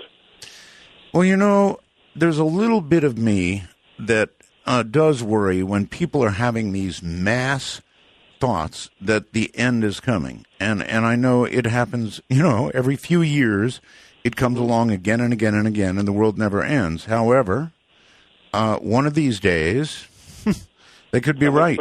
Someone could push the button. Push the button. There's a million ways we could go. Little things, biological warfares, that sort of thing that could take us all out. There's just lots of ways, an asteroid could come. Right. I personally choose to live and, to not live in the idea that there is the sword of Damocles is floating over our heads. So I think it's overexposure to the internet. Yeah. Personally. That's just me. And just, just news media in general has been this way. People don't care for good news. It doesn't get good ratings. People get, disasters make good ratings, and can even preparing for disasters like the Y2K issue. Oh, yes. Can really generate a lot of income for people, too. Well, actually, the Y2K thing was real. I mean, there were a lot of computers that would have been in trouble if we hadn't warned. Anyway. We did a lot of stuff there that was potentially real. It may or may not. We don't even actually know what would have happened if we hadn't done anything, except that stuff would have happened. We just don't know what would have happened. That's right. I hear something in the background. Is that a kitty cat or is that a child? Yeah, you did hear a cat in the background, yeah. I thought it might have been a cat. All right. Scott on Skype. You're on the air with Loyd. Hi. Hi, Art. Hi, Loyd. Hi. I've wondered about this for decades, 30 years at least. I am pretty good at psychometry, holding something, an object, and getting impressions from it about the person or the object or the history. Yeah. Am I getting the information from the person or from the object, or is it both? Because the first few times it freaked me out, but like you were talking earlier, there's no strain or grunting or anything with it. It's just a matter of holding it, relaxing it, and going with whatever impressions I pick up. Well, psychometry is actually fairly easy. It's of all the psychic abilities, it's one of the easier ones, I should say, for people to at least tap into a little bit. And when I was talking about hauntings a few minutes ago, if you think about a house is just a big object. So when people are having these experiences, they're kind of doing psychometry on the house or parts of the house. What you're picking up on, we're not sure, and this is where we get back to these models of what's going on with hauntings, too. We're not sure if the information is imprinted in the object that you're holding, or if the object is some kind of focal point. It's a focus. It's kind of like the coordinates in a remote viewing experiment that lets you zero in on the target, which is the person or the history of that object. So it's still kind of up in the air for either one of those things, but people do amazing things with psychometry. That's how some police psychics actually work, too. And archaeological psychics have worked with psychometry quite a bit. Well, a jet is flying over, sorry. I found it to be very impressive and very detailed. I mean, I did once a reading once for someone who said the hair on the back of her neck stood up because I was describing events about places and people I'd never met or never been to. Sir, next time you call, make sure you turn down your jet. Okay, I promise I will. Well, they're flying a different pattern because of the rain tonight in San Diego. Okay. Anyway, it's very interesting. He's right. If you hold an object, you can get a kind of I don't know what the right word is, a story, a sense, a feeling. What is it, Loyd? What do you call it? Yeah, it's, you're free associate. You open your mind. You just start talking about this is literally what remote viewing is also. You're kind of using a focus. In this case, it could be the information that's imprinted. When you're telling stories, doing psychometric reading, you're telling stories about the person's past. The question would then be, was this object actually in the location at the time of those stories, which would indicate that possibly the object did absorb the information, or if the object just simply belonged to the person, but that person didn't have it at those locations, then you really are using it as a focal point. Well, this one particular one that was really impressive, the item my wife had at the time had belonged to her mother, and it was about events happening to her mother's siblings when they were children, and it just blew us both away. It was really incredible. But thanks for the information. I'm going to do more research. All right. Thank you very much for the call. Fascinating stuff, no question. Let's go outside the country to Charles, who is calling, I think, from Bangkok, Thailand. Yes, exactly. How copy? 5 by 5. Excellent. I'm so excited about today's guest and today's topics because I've personally experienced witnessed a remote viewing episode and several others that no one was around to watch. But it's very difficult to live in America and pursue paranormal experiences and research and so on because of the massive rejection. So I've, among many reasons, moved to Thailand. And here, of course, spirits are everywhere. And nobody is going to put you down for any of these, what Americans would call stupid stuff. And I have one suggestion that could explain how a person could read something about the past or even something about the future, which Tibetan Buddhism answers. It's remarkable how close Tibetan Buddhism for centuries has been to answering many of these questions and many of these experiences because Tibetan Buddhism also anticipates quantum mechanics. It's really something to read.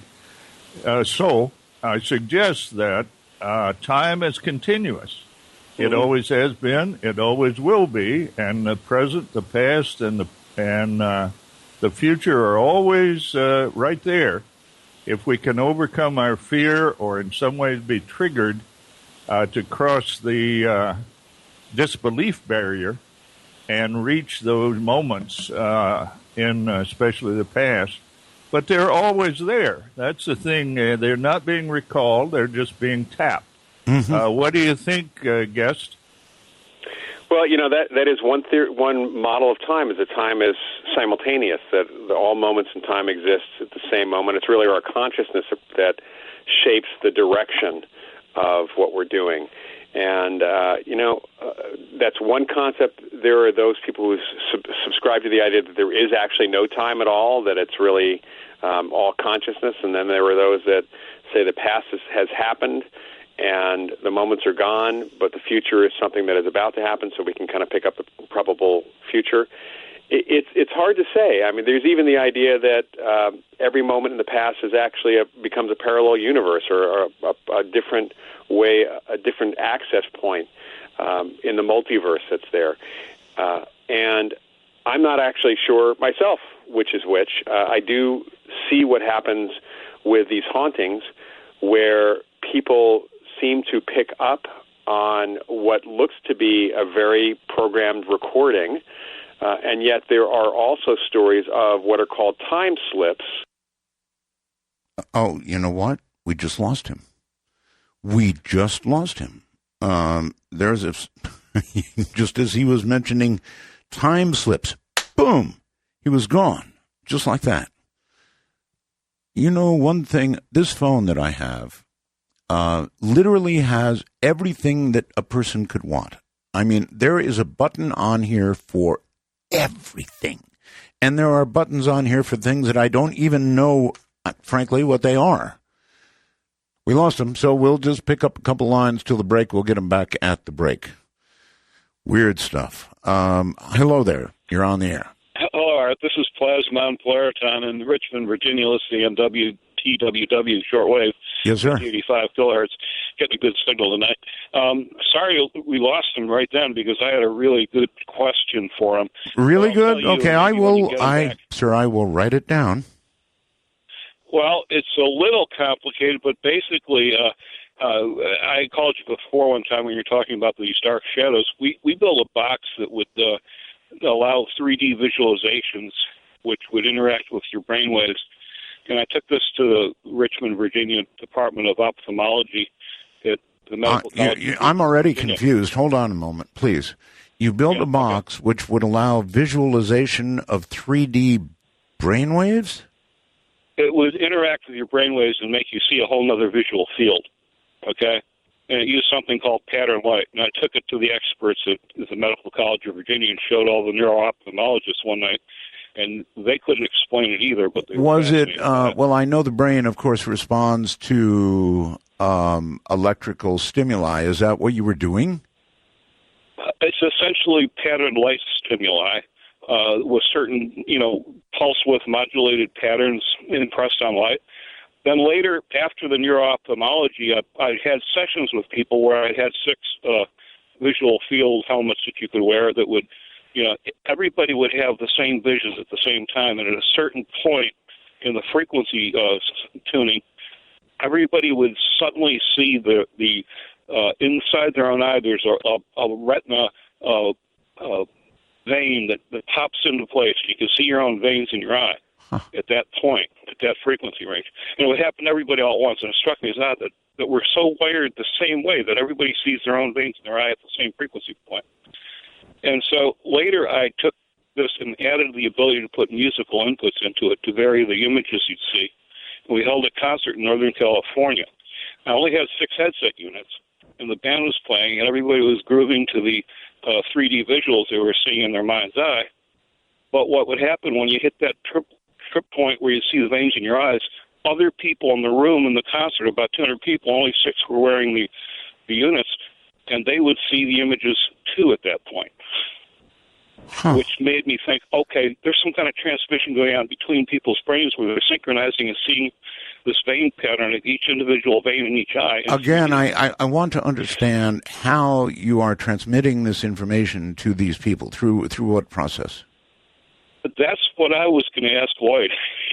Well, you mean you don't know? I've never been able to figure it out why people who weren't wearing the visual helmets were able to somehow transmit to the others in the audience, from the people that were, and they see the image too, especially when you hit that certain frequency where you see the veins in your eyes. After that, they synchronize, and they start to see the visions that the 6 people in the room wearing the helmets were getting off the band's music. And I can't explain but well, who built these? And when they built them, they must have had a goal in mind electronically of what they were going to do, right? Well, I built it. I'm kind of an electrical engineer. I was contracted for the Science Museum of Virginia to do a project where we were building a rocket launching system. I got these huge LED displays, and I was pulsing them just to make them look brighter than mine. And it turns out the pulse would hit on a certain frequency. And I was standing back looking at my work and watching the countdown timer for this rocket launcher, and suddenly I realized I'm seeing speckles in the image on these big readouts as if it was a laser source. But where was the coherence coming from? As I investigated it, okay, listen. All right, listen to me. Listen to me, sir. Listen to me, sir. Yeah. Stop. Yeah, I'm listening. You win. I'm going to hold you over. I'm going to try and get my guest back. I could never possibly describe all of this to him, so I'm going to let you do it, okay? Yeah, it's hard to write that down. All right, that's all right. Hold on, please. Thank you. Want to take a ride? From the high desert and the great American Southwest, this is Midnight in the Desert, exclusively on the Dark Matter Digital Network. To call the show, dial 1-952-CALL-ART. That's 1-952-225-5278. All right. I think we've straightened it all out. Loyd, are you there? I am. Okay. So I had a caller on. I don't know if you continued to listen to the show. I'm going to have to find the caller among all these calls because I had to put everybody on hold to try and get you back. Right. So hello there. Were you the caller that was? The caller back. Yeah, yes. Good shot. First time. Sure, all right. First time for sure. So Loyd is here. Try and describe, if you will, what you did to me in a short time and see if we can make sense of it. All right. Well, Loyd, did you hear any of what was on the air that I said earlier? I did not. Okay. Try to make it really succinct here. I have developed this pattern light thing that it's like a 3D visor that you can wear. And it's sort of accidentally while I was working on another project. I found out the light that was being emitted from some LEDs was actually because I was pulsating them, was interacting somehow to make it look like speckles like you'd see from a laser. And I determined that, in fact, there was no speckles in the light I was looking at. What was happening is the coherence that you'd normally expect to come from a laser beam was occurring in the neural network in my own brain, okay? Mm-hmm. And that's where the coherence was coming from. I tried magnifying it, didn't obey the laws of optics, and finally I said, this has got to be in my brain. So I further researched, and I found out that I could make a dream machine where I could basically dial up 3D images in my mind's eye, separate from my regular visual field. And that was pretty cool. I showed it to the neuro-ophthalmology department at a local medical school, and they thought it was fascinating and couldn't explain it either. And then I added an audio input and went out and did a concert in Northern California where there were a band, and there were 6 people wearing these visor helmet kind of things that were grooving to the musical patterns in their mind's eye. And the rest of the people in the audience, there was about 200, at some point when a certain frequency hit and it clicked on so that everybody with the visor saw the vein in their own retina at that point, which is normally blanked out in your regular vision. Your brain is blocking that out so that it doesn't interfere with your visual field. Well, everybody else, when you hit that frequency where you see your retina vein, started picking up on the images too, even though they weren't wearing the visor. So a transference of a generated vision or whatever it was you saw. Okay, I get it. And it was a group of 6 who were actively seeing the vision, and the other ones started picking up on it, the other 100 and some people. Right, okay. I think we've got it. Loyd? I don't know what to make of it. I mean, that's something that really should be taken a look at a little bit further because there's, my colleague Ed May, who, again, the main author on ESP Wars, if you approach psychic ability from the perspective he is, which is that it's really an issue for physics and neuroscience, that technically we might be able to develop a psychic chip for artificial intelligence. We might be able to duplicate it. And that's kind of the way he's approaching it because he's coming from a very materialist perspective. And, I'm sure if what you're describing could be replicated and studied further, there might be something really interesting here, certainly. So, all right. Let's say he wants to contact you and have you look into this. How do we contact you? Well, my website is mindreader.com. That's easy to remember. Ooh, good one. Yep, and my email is profparanormal. That's as in Professor Paranormal at gmail.com. Mindreader.com. I really like that one. Yeah, a buddy of mine snagged that back in the mid-'90s. Way to go. Okay, Jonathan, welcome to the show. You're on the air on Skype. Hi, Art. Hi. It's great to meet you. Thank you. Hi, Loyd. Great to meet you as well. I got several of your books. I read several of them. I just had a question regarding an experience I had several years ago. I'm not sure if you encountered it in your research or not. If you can rule out the normal, any normal circumstances, I was wondering, let me get to it. So I was sitting watching TV with my family, and I got up, and on my way out from the room, I noticed that there was this, it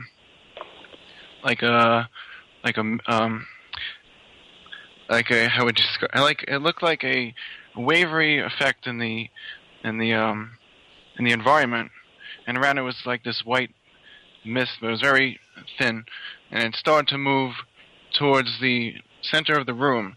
So at first I thought it was my eyes, but I noticed at the same time my mom, she screamed like, "Oh my God!" And even I said like, "Oh my gosh!" Like what was this? And I was wondering if, like in your book, if it was related to like recurrent spontaneous psychokinesis or there was some type of apparition materializing. But like in the house, we don't have any paranormal, any paranormal activity. Well, what you described sounded like an apparition to me. Loyd. Yeah, I mean, it very well could have been. People tend to think that the houses, that they're stuck in houses, and they're not. We have kind of stories and cases even of apparitions kind of like wandering throughout a neighborhood until somebody could see them. And it may just be that this person, whoever was walking around or moving around through your house at that moment, did not have a good signal. Was not putting out a good enough signal for you to see who they were. The kind of effect in the air, almost like a heat effect off the road, is that kind of what you're talking about? Right. Yeah, I'm sorry, he's not here, but yes. He's not here, but yeah, I'm assuming that's what he's talking about. That's something that people have reported with apparitions, and sometimes if they do stick around, then people do eventually learn to see them and actually can see them kind of fully. I don't know if that's a talent I want to acquire at all. Well, I think the worst thing about ghosts that could be in your house is that it's the invasion of privacy, and you never know if somebody's watching you or not. Well, there is that. But yeah, I've never been worried about being injured, hurt, or otherwise affected by any of the cases or ghosts that I've dealt with. But there's always that wondering, who's watching me now? That's right. All right, let's go to the next call. Hi. Hi, Art. Thank you for taking my call. This is the person who was calling about simulation yesterday. I just have a couple of quick questions and one quick comment. My quick comment, first of all, is for the people speculating about the end of the world. I think it's just sufficient to say that we're probably living through it right now with global warming.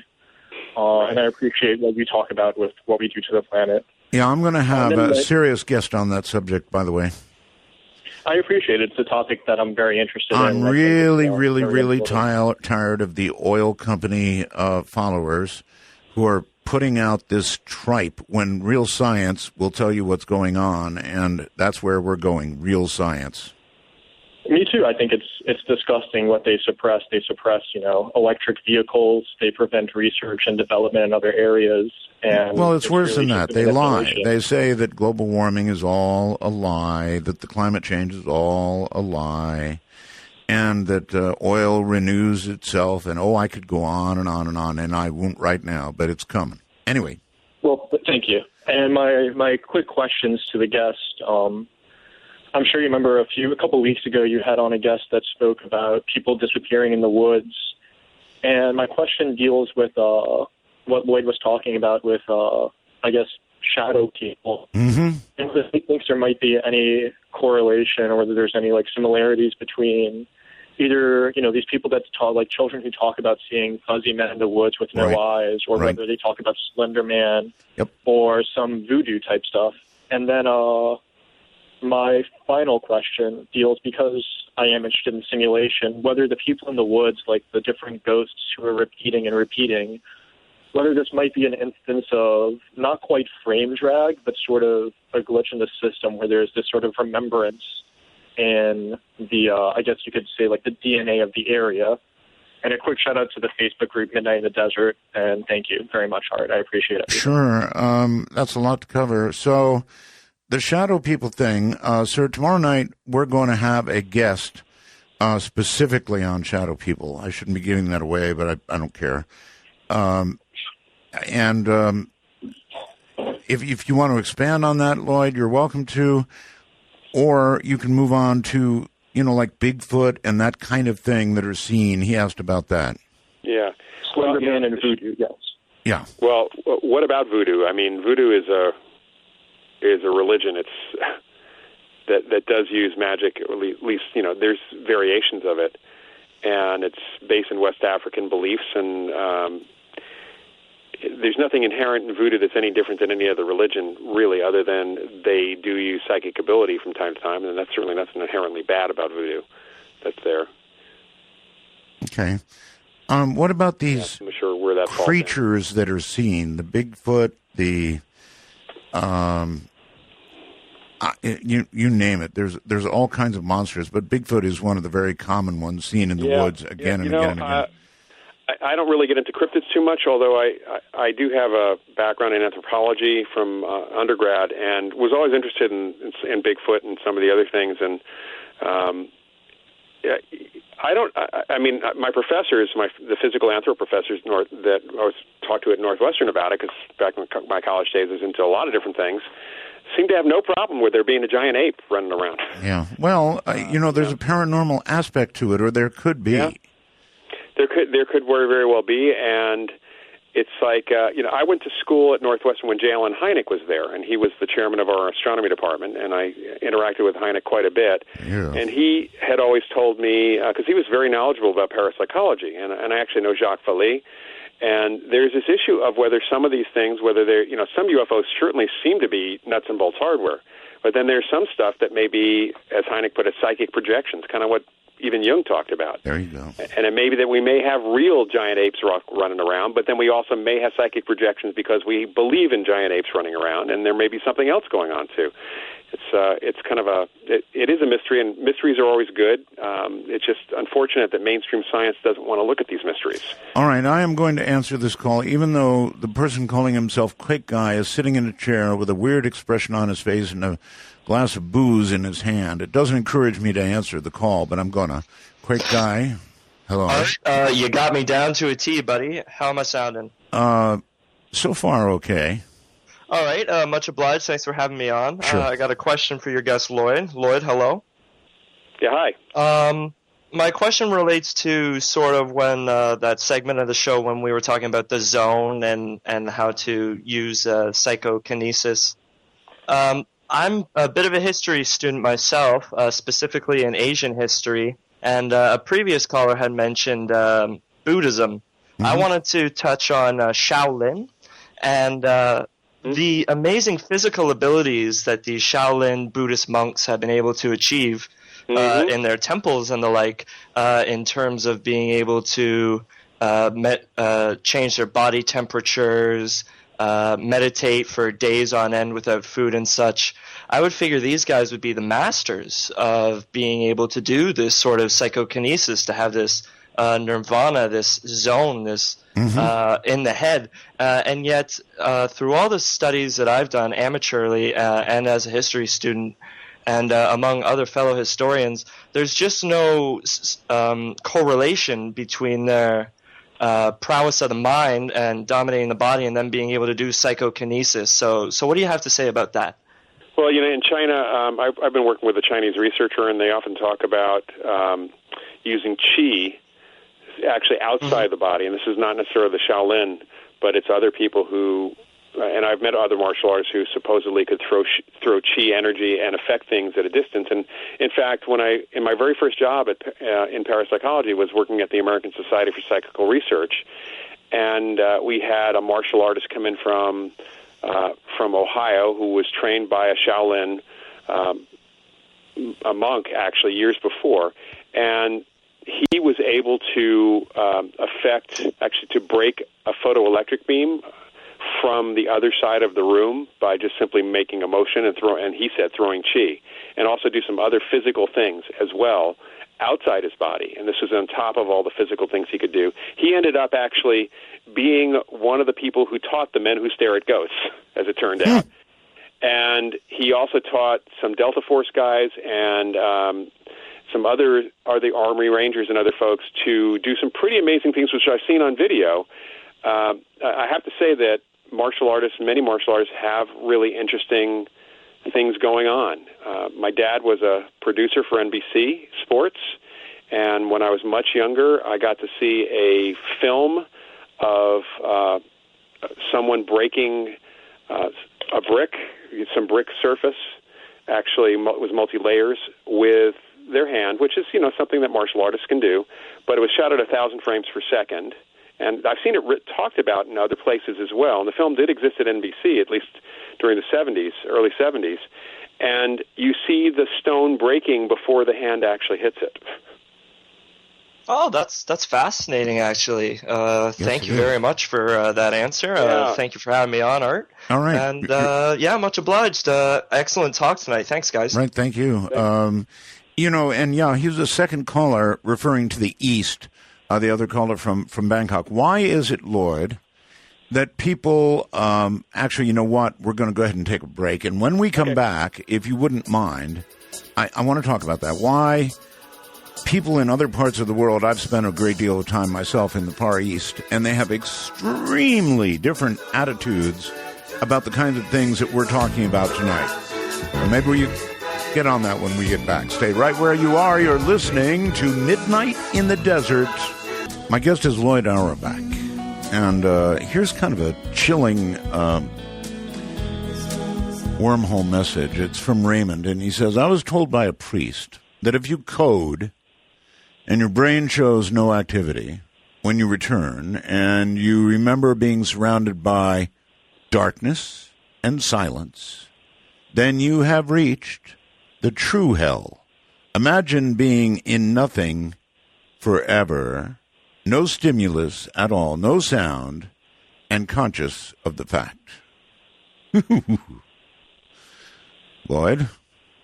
Yeah, that's actually also similar to a description of the bardo, which is the in-between place that Tibetans and other people talk about before you get reincarnated. Yes. Oh, that is strange stuff. So anyway, back to other parts of the world, and it certainly is true. In the East, there's an entirely different attitude about spirits and so forth. Well, in different countries, you go to Australia and look at the beliefs of the Aborigines about psychic abilities. Sure. If you go to South America, you have a completely different view of spirits, even amongst the Catholics in Brazil. And Brazil is the most populated Catholic country where almost every other person is a medium, spirit medium as well.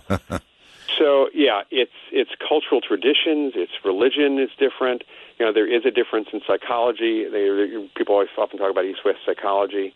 There's a difference in history, and we tend to be a little bit more on the strict, probably since the 19th century, the Industrial Revolution, the strict materialist reductionist belief system, which is fortunately getting hammered away by some people.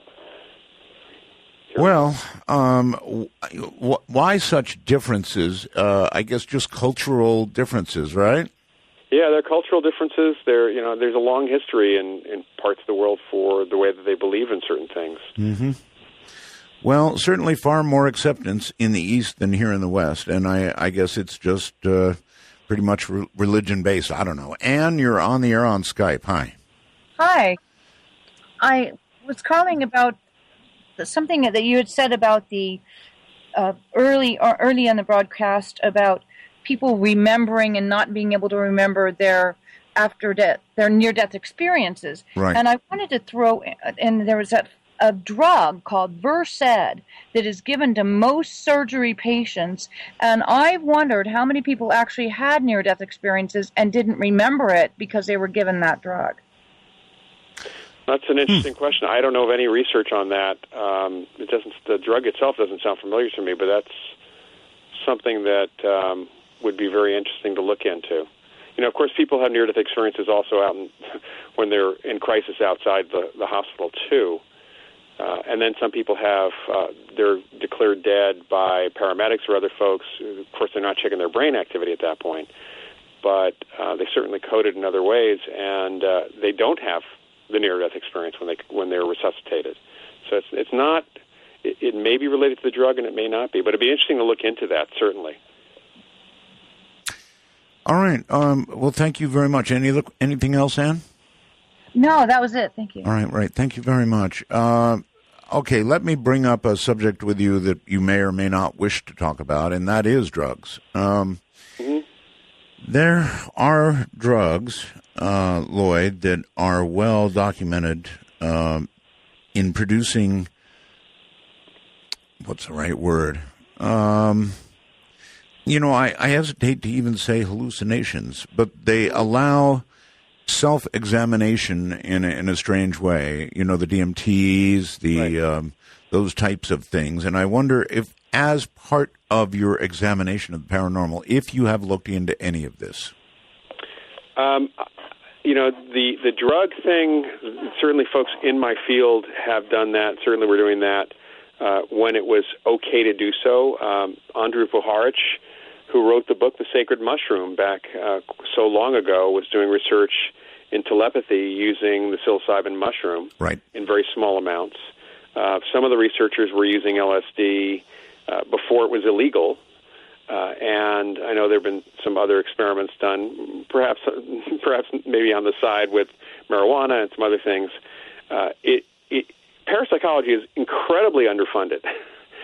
So trying to do a drug trial or something with drugs today requires incredible oversight at any university or any laboratory these days. Sure. And there's just no money to do it. So we have to go on the second-hand or even first-hand observations, anecdotal stories that people tell us when they have these experiences. And it seems that it's not just drugs, foodstuffs. Food is a drug. Sure. And you can play with food and have people's states of consciousness affected. And we do know that changing a person's state of consciousness can make them more or less psychic, depending on the person and the state of consciousness they go into. The biggest problem with hallucinogens is being able to separate the psychic imagery from the hallucinatory imagery. Yes, I guess the big question is whether there even is truly a separation, and it may be. There may not be. There may not be. It may be that it actually does open doors. I don't want to encourage anybody to experiment with drugs, but it may be. One of the effects that's reported with hallucinogens is synesthesia. Mm-hmm. That people will suddenly see the music in color. That's right. As it's playing. That's right. It's a switching of sensory input and perception. That's what synesthesia is. And there is now some study going on. My colleague Ed May, actually, with his colleague in India, Sonali Marwaha, and Christine Simmons-Moore at the University of West Georgia are all doing research on synesthesia, and that people with some degree of synesthesia may actually be psychic. That may be an indicator of psychic ability.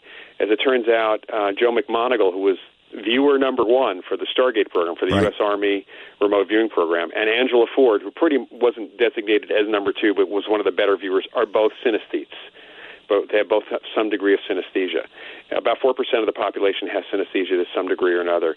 And right now there's some plan to get some research money to look into this question and also to do some genetic testing on the people who have shown that they have these abilities and see if you can identify genetically the synesthesia connection to this too. By the way, Joe McMoneagle, I don't know if you know this or not. I'm sure you very well must, but he had an NDE. He definitely flatlined, and what a story! Yeah. What a story he tells. Well, his story is actually in ESP Wars because Joe is one of our major contributors to the book. Uh-huh. As it happens, and so his full story of his NDEs, he actually had a couple of them. His are in this book, and I'm in contact with Joe every now and then. Of course, Ed May is in touch with him and still does research with him. They still do remote viewing research. Well, we were doing a show on remote viewing, and we somehow stumbled into the NDE that he had, and he began to tell that story, and oh my God, that amazing, was some serious NDE. Yes, yeah. Very. Yeah. And I only got part of it. I need to get him back, and I need to hear that story in detail because it's really something. Yeah, it is. It's an amazing story, and again, you'll find it. You've got a copy of the book, Art, so it's in there. There you go. Yeah. All right. Hold tight right where you are. We've got our last break coming up, and then we will continue to take your calls. You still can get a call in. Dark Matter News. I'm Leo Ashcraft. Our newest staff writer and comedic artist, Ryan Cook, brings us our next article and a super comic book page titled Man-Eaters of the Himalayas. Excellently done. You should check this out on our website at darkmatternews.com. Would you expect a fuzzy kitty to have a body count greater than the likes of Freddy, Jason, and Leatherface combined? The infamous Pinar leopard is one of the several big cats throughout history who made bloody names for themselves by picking off Hindu pilgrims traveling the winding, isolated roads of the Himalayas. During attacks, the leopards lunge for the throat or nape of the neck, aiming to sever as many veins as possible. Homicide skeletons found in Africa and dating back to millions of years are said to show puncture marks from leopard teeth. As human settlement swells into previously wild areas, will the number of attacks increase? These cases are certainly shock to any armchair outdoorsman thinking they are at the top of the food chain. Did you know that back in 2012 there were rumors going around that the Large Hadron Collider machine at CERN managed to open a portal This is obviously according to a rumor, but it has been said that the LHC machine managed to open up a doorway to another dimension where giants, known as Nephilim, were witnessed, leading to the machine to be shut down immediately, apparently to be revised and reset for late September 2015. There are many doomsday theories going around these days, stating that the end of the world is coming late September. Of course, we're skeptical like the rest of you, and we've lived to survive another day, though many D-Day theories have come and gone. But one thing is for sure and is happening towards the end of September 2015. The LHC machine at CERN is being fired up again, and reality is that the scientists at CERN are indeed looking to discover a parallel universe. The scientists at CERN have admitted the risks of hunting for extra dimensions and have confirmed that part of the universe we live in could possibly lead into a parallel universe if discovered. Got news, tips, or other information you'd like to share? Hit the tip line at darkmatternews.com. A story has been making the rounds on the web as of late discussing what is being called the alternative. It refers to a less-than-lethal attachment for law enforcement and government officials that can be placed on the muzzle of a semi-automatic pistol without interfering with the pistol's sights or underbarrel rail, and acts to reduce the velocity of a standard round to make it less lethal. Developed by Alternative Ballistics in California, they claim it comes in a belt-clippable pouch designed to offer one-handed access of the attachment as well as one-handed securing to the pistol itself, all without taking your eyes off of a suspect. The attachment catches a live bullet fired from a gun, and like an airbag for a bullet, it slows the round down to 1/5 of the speed while retaining the blunt impact force to knock a suspect down, effectively lessening the lethal potential of the fired bullet. It's a one-use piece of equipment, allowing for near-instant release from a pistol's muzzle to both allow for immediate follow-up of a lethal round if necessary, while allowing the majority of the attachment itself to be saved for future use. The alternative's first real-world application, as reported by the Washington Post, was actually during the Ferguson riots earlier this year. The city's assistant police chief said it gives another option. You're always looking to save a life, not to take a life. Alternative Ballistics said this technology represents a critical missing link between lethal force and less lethal force. I'm Leo Ashcraft, Dark Matter News. From Tim through the wormhole, Tim says, Art, what's the chance that a shadow person may be a remote viewer? I had heard this is a possibility. God, that's awful to even imagine for me. Could a shadow person, could that be, Loyd? Well, that would fall into the idea of bilocation and out-of-body experience, which is different experientially for people, certainly. Yes. And remote viewing. Remote viewing, they're fully aware and they're in the location. They don't actually go. They don't even send their mind to the location. They just get information from the location. Okay. I guess. I mean, we think we know that, right? There aren't so few absolutes. Well, that certainly is the experience of remote viewers. There are instances where people. We did out-of-body experience research with a guy named Alex Tanis, a very talented psychic and researcher and teacher back at the American Society for Psychical Research. I was marginally on the outside of that research when I was working there. I actually put up a video about that experiment, in fact, on my YouTube channel. If you just go to YouTube and look for ASPR OBE experiment, you can find it. And Alex had experiences where he had an out-of-body experience, traveled in his out-of-body state, he reported, and was seen at the other end, kind of. Oh, boy. And, those kinds of experiences go back hundreds of years, actually. We have crisis apparitions where people are in crisis and they seem to project themselves to loved ones to try to get help.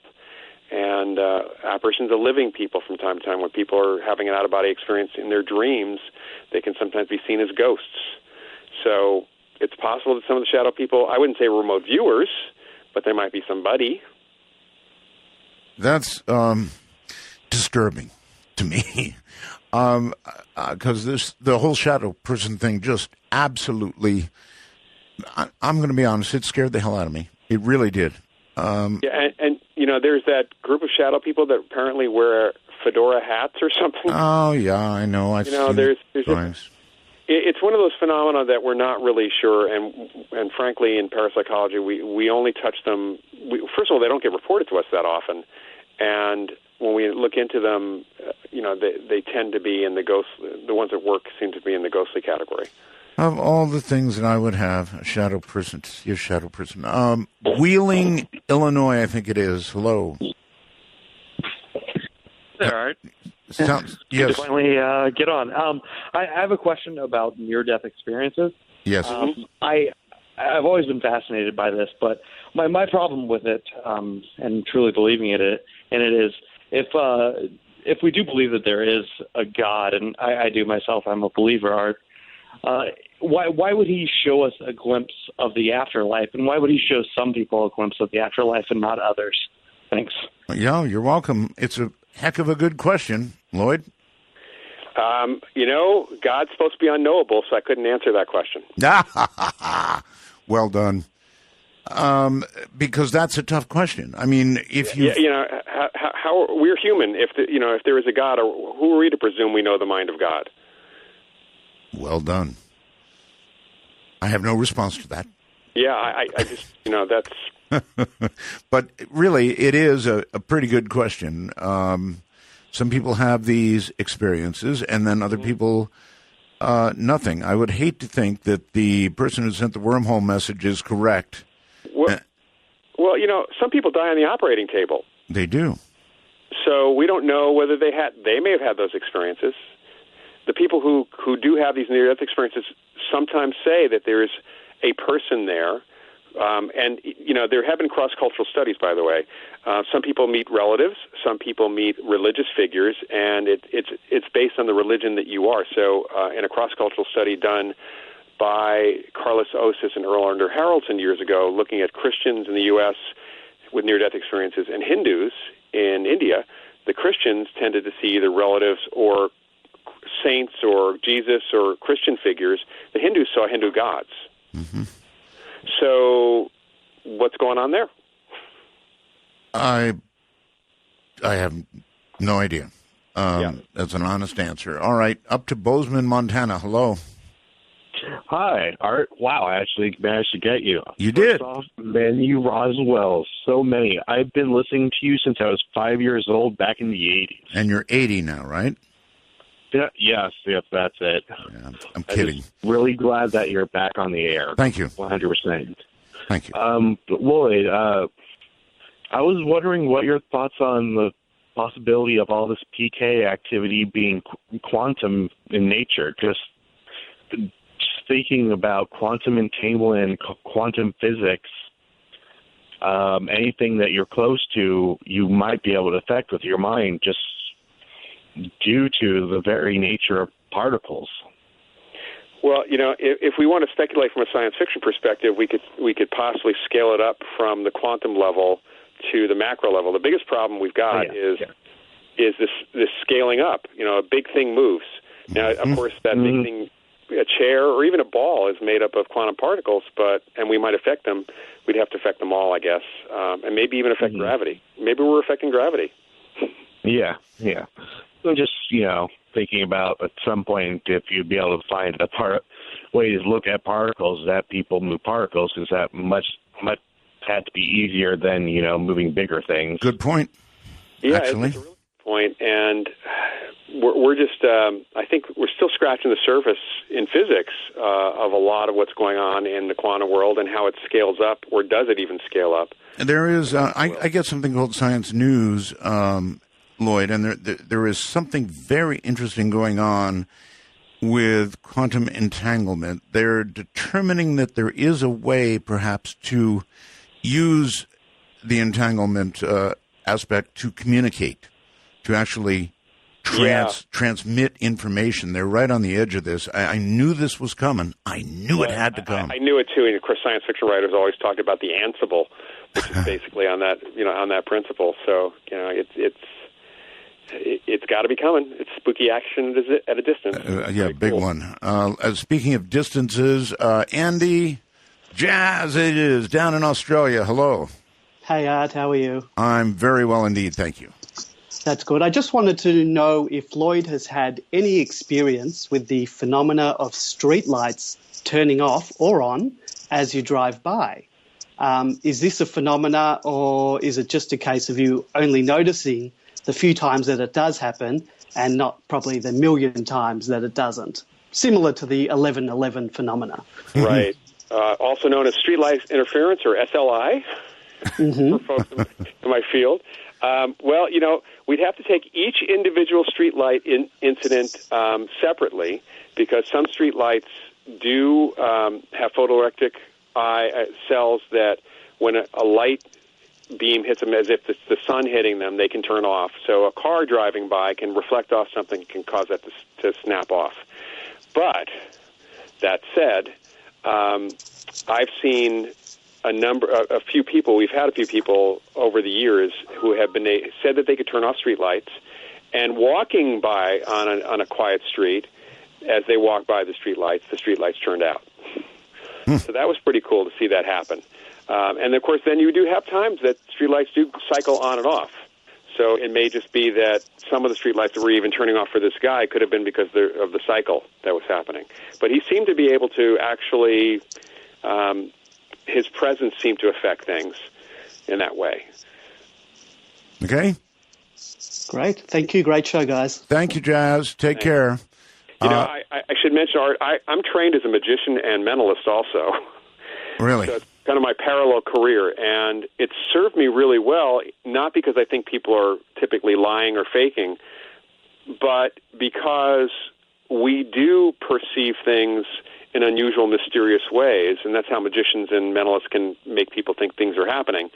And so when we do investigations of people's experiences outside the laboratory where it's not controlled, we always have to look for alternative explanations, and sometimes you find multiple alternative explanations, and until you can rule them out, you don't really have psychic things happening.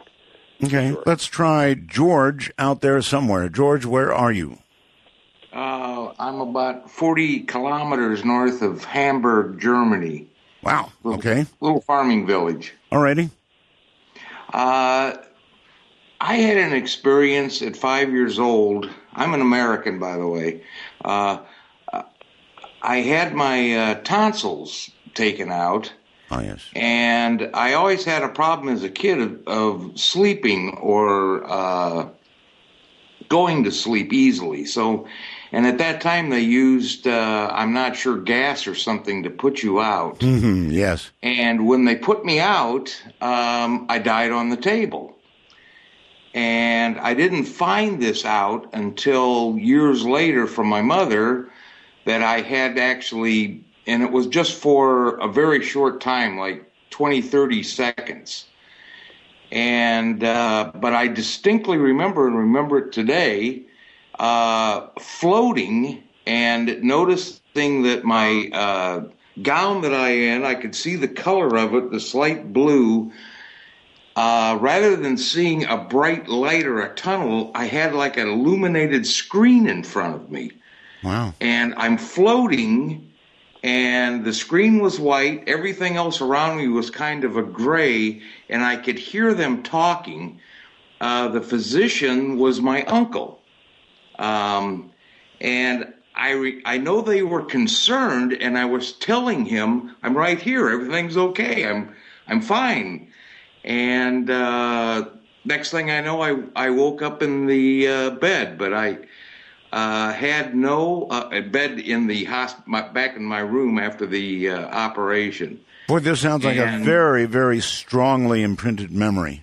Yes, yeah. Very strong. I'll never forget this. It's just like it was yesterday. And I'm 65, so that was 60 years ago. Mm-hmm. Right. The effects, actually, of the gas they used back then, very weird. I had some, too. Nothing like you had, and I certainly died on nobody's table.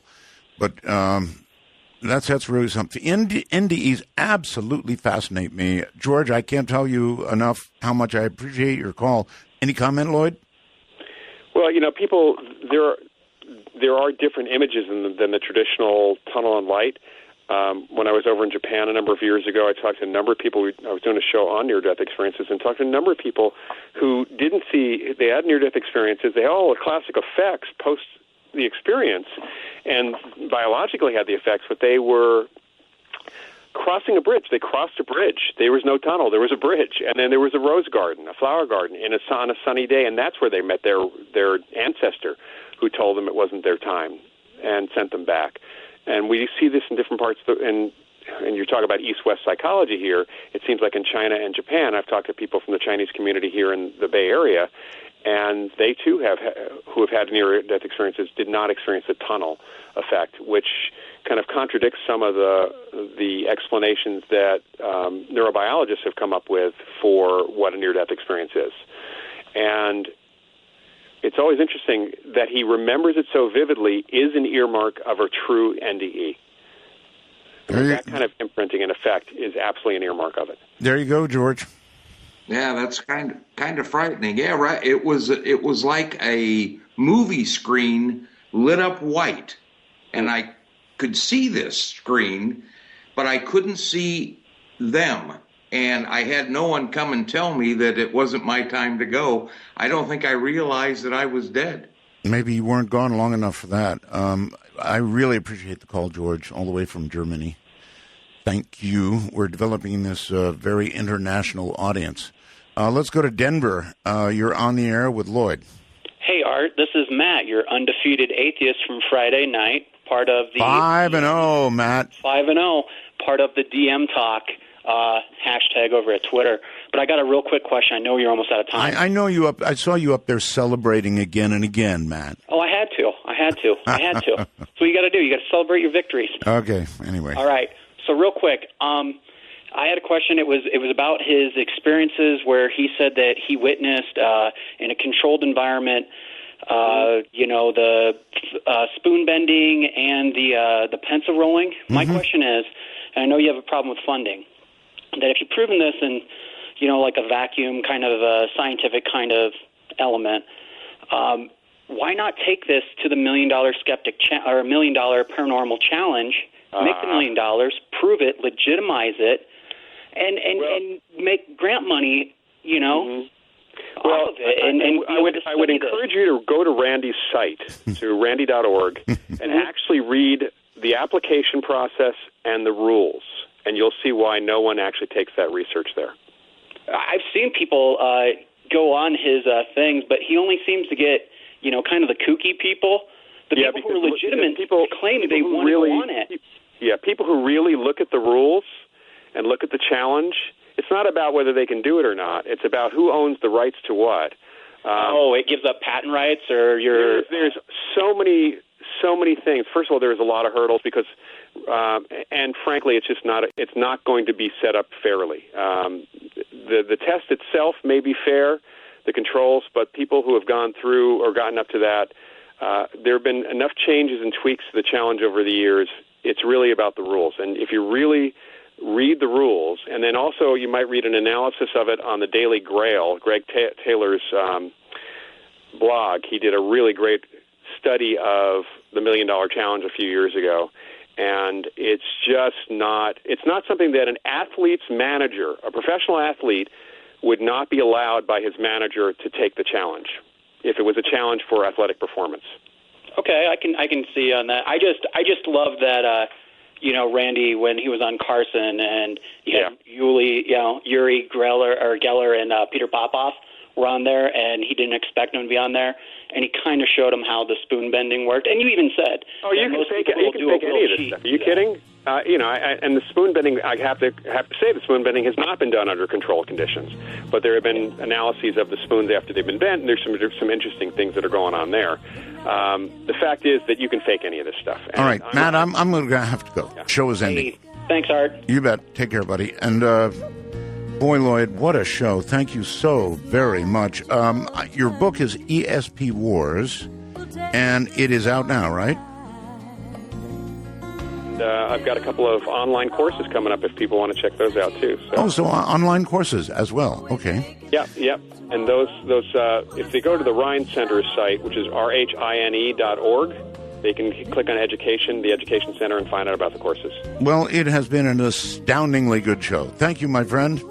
Thank you. Have a good night. Bye-bye. That's Loyd Auerbach. Very, very good guest.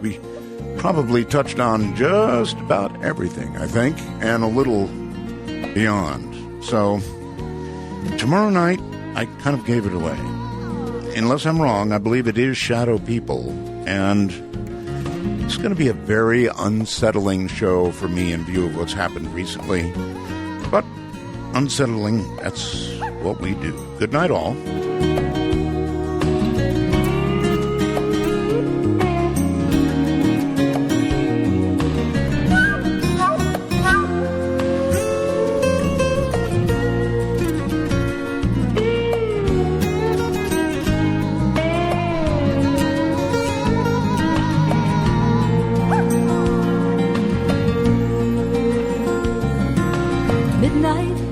Desert, and there's wisdom in the air.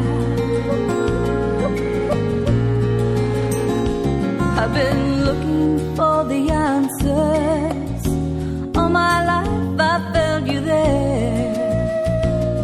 As the world we live in quickens, are we heeding all the signs?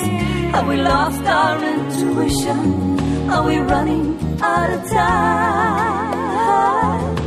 Midnight in the desert,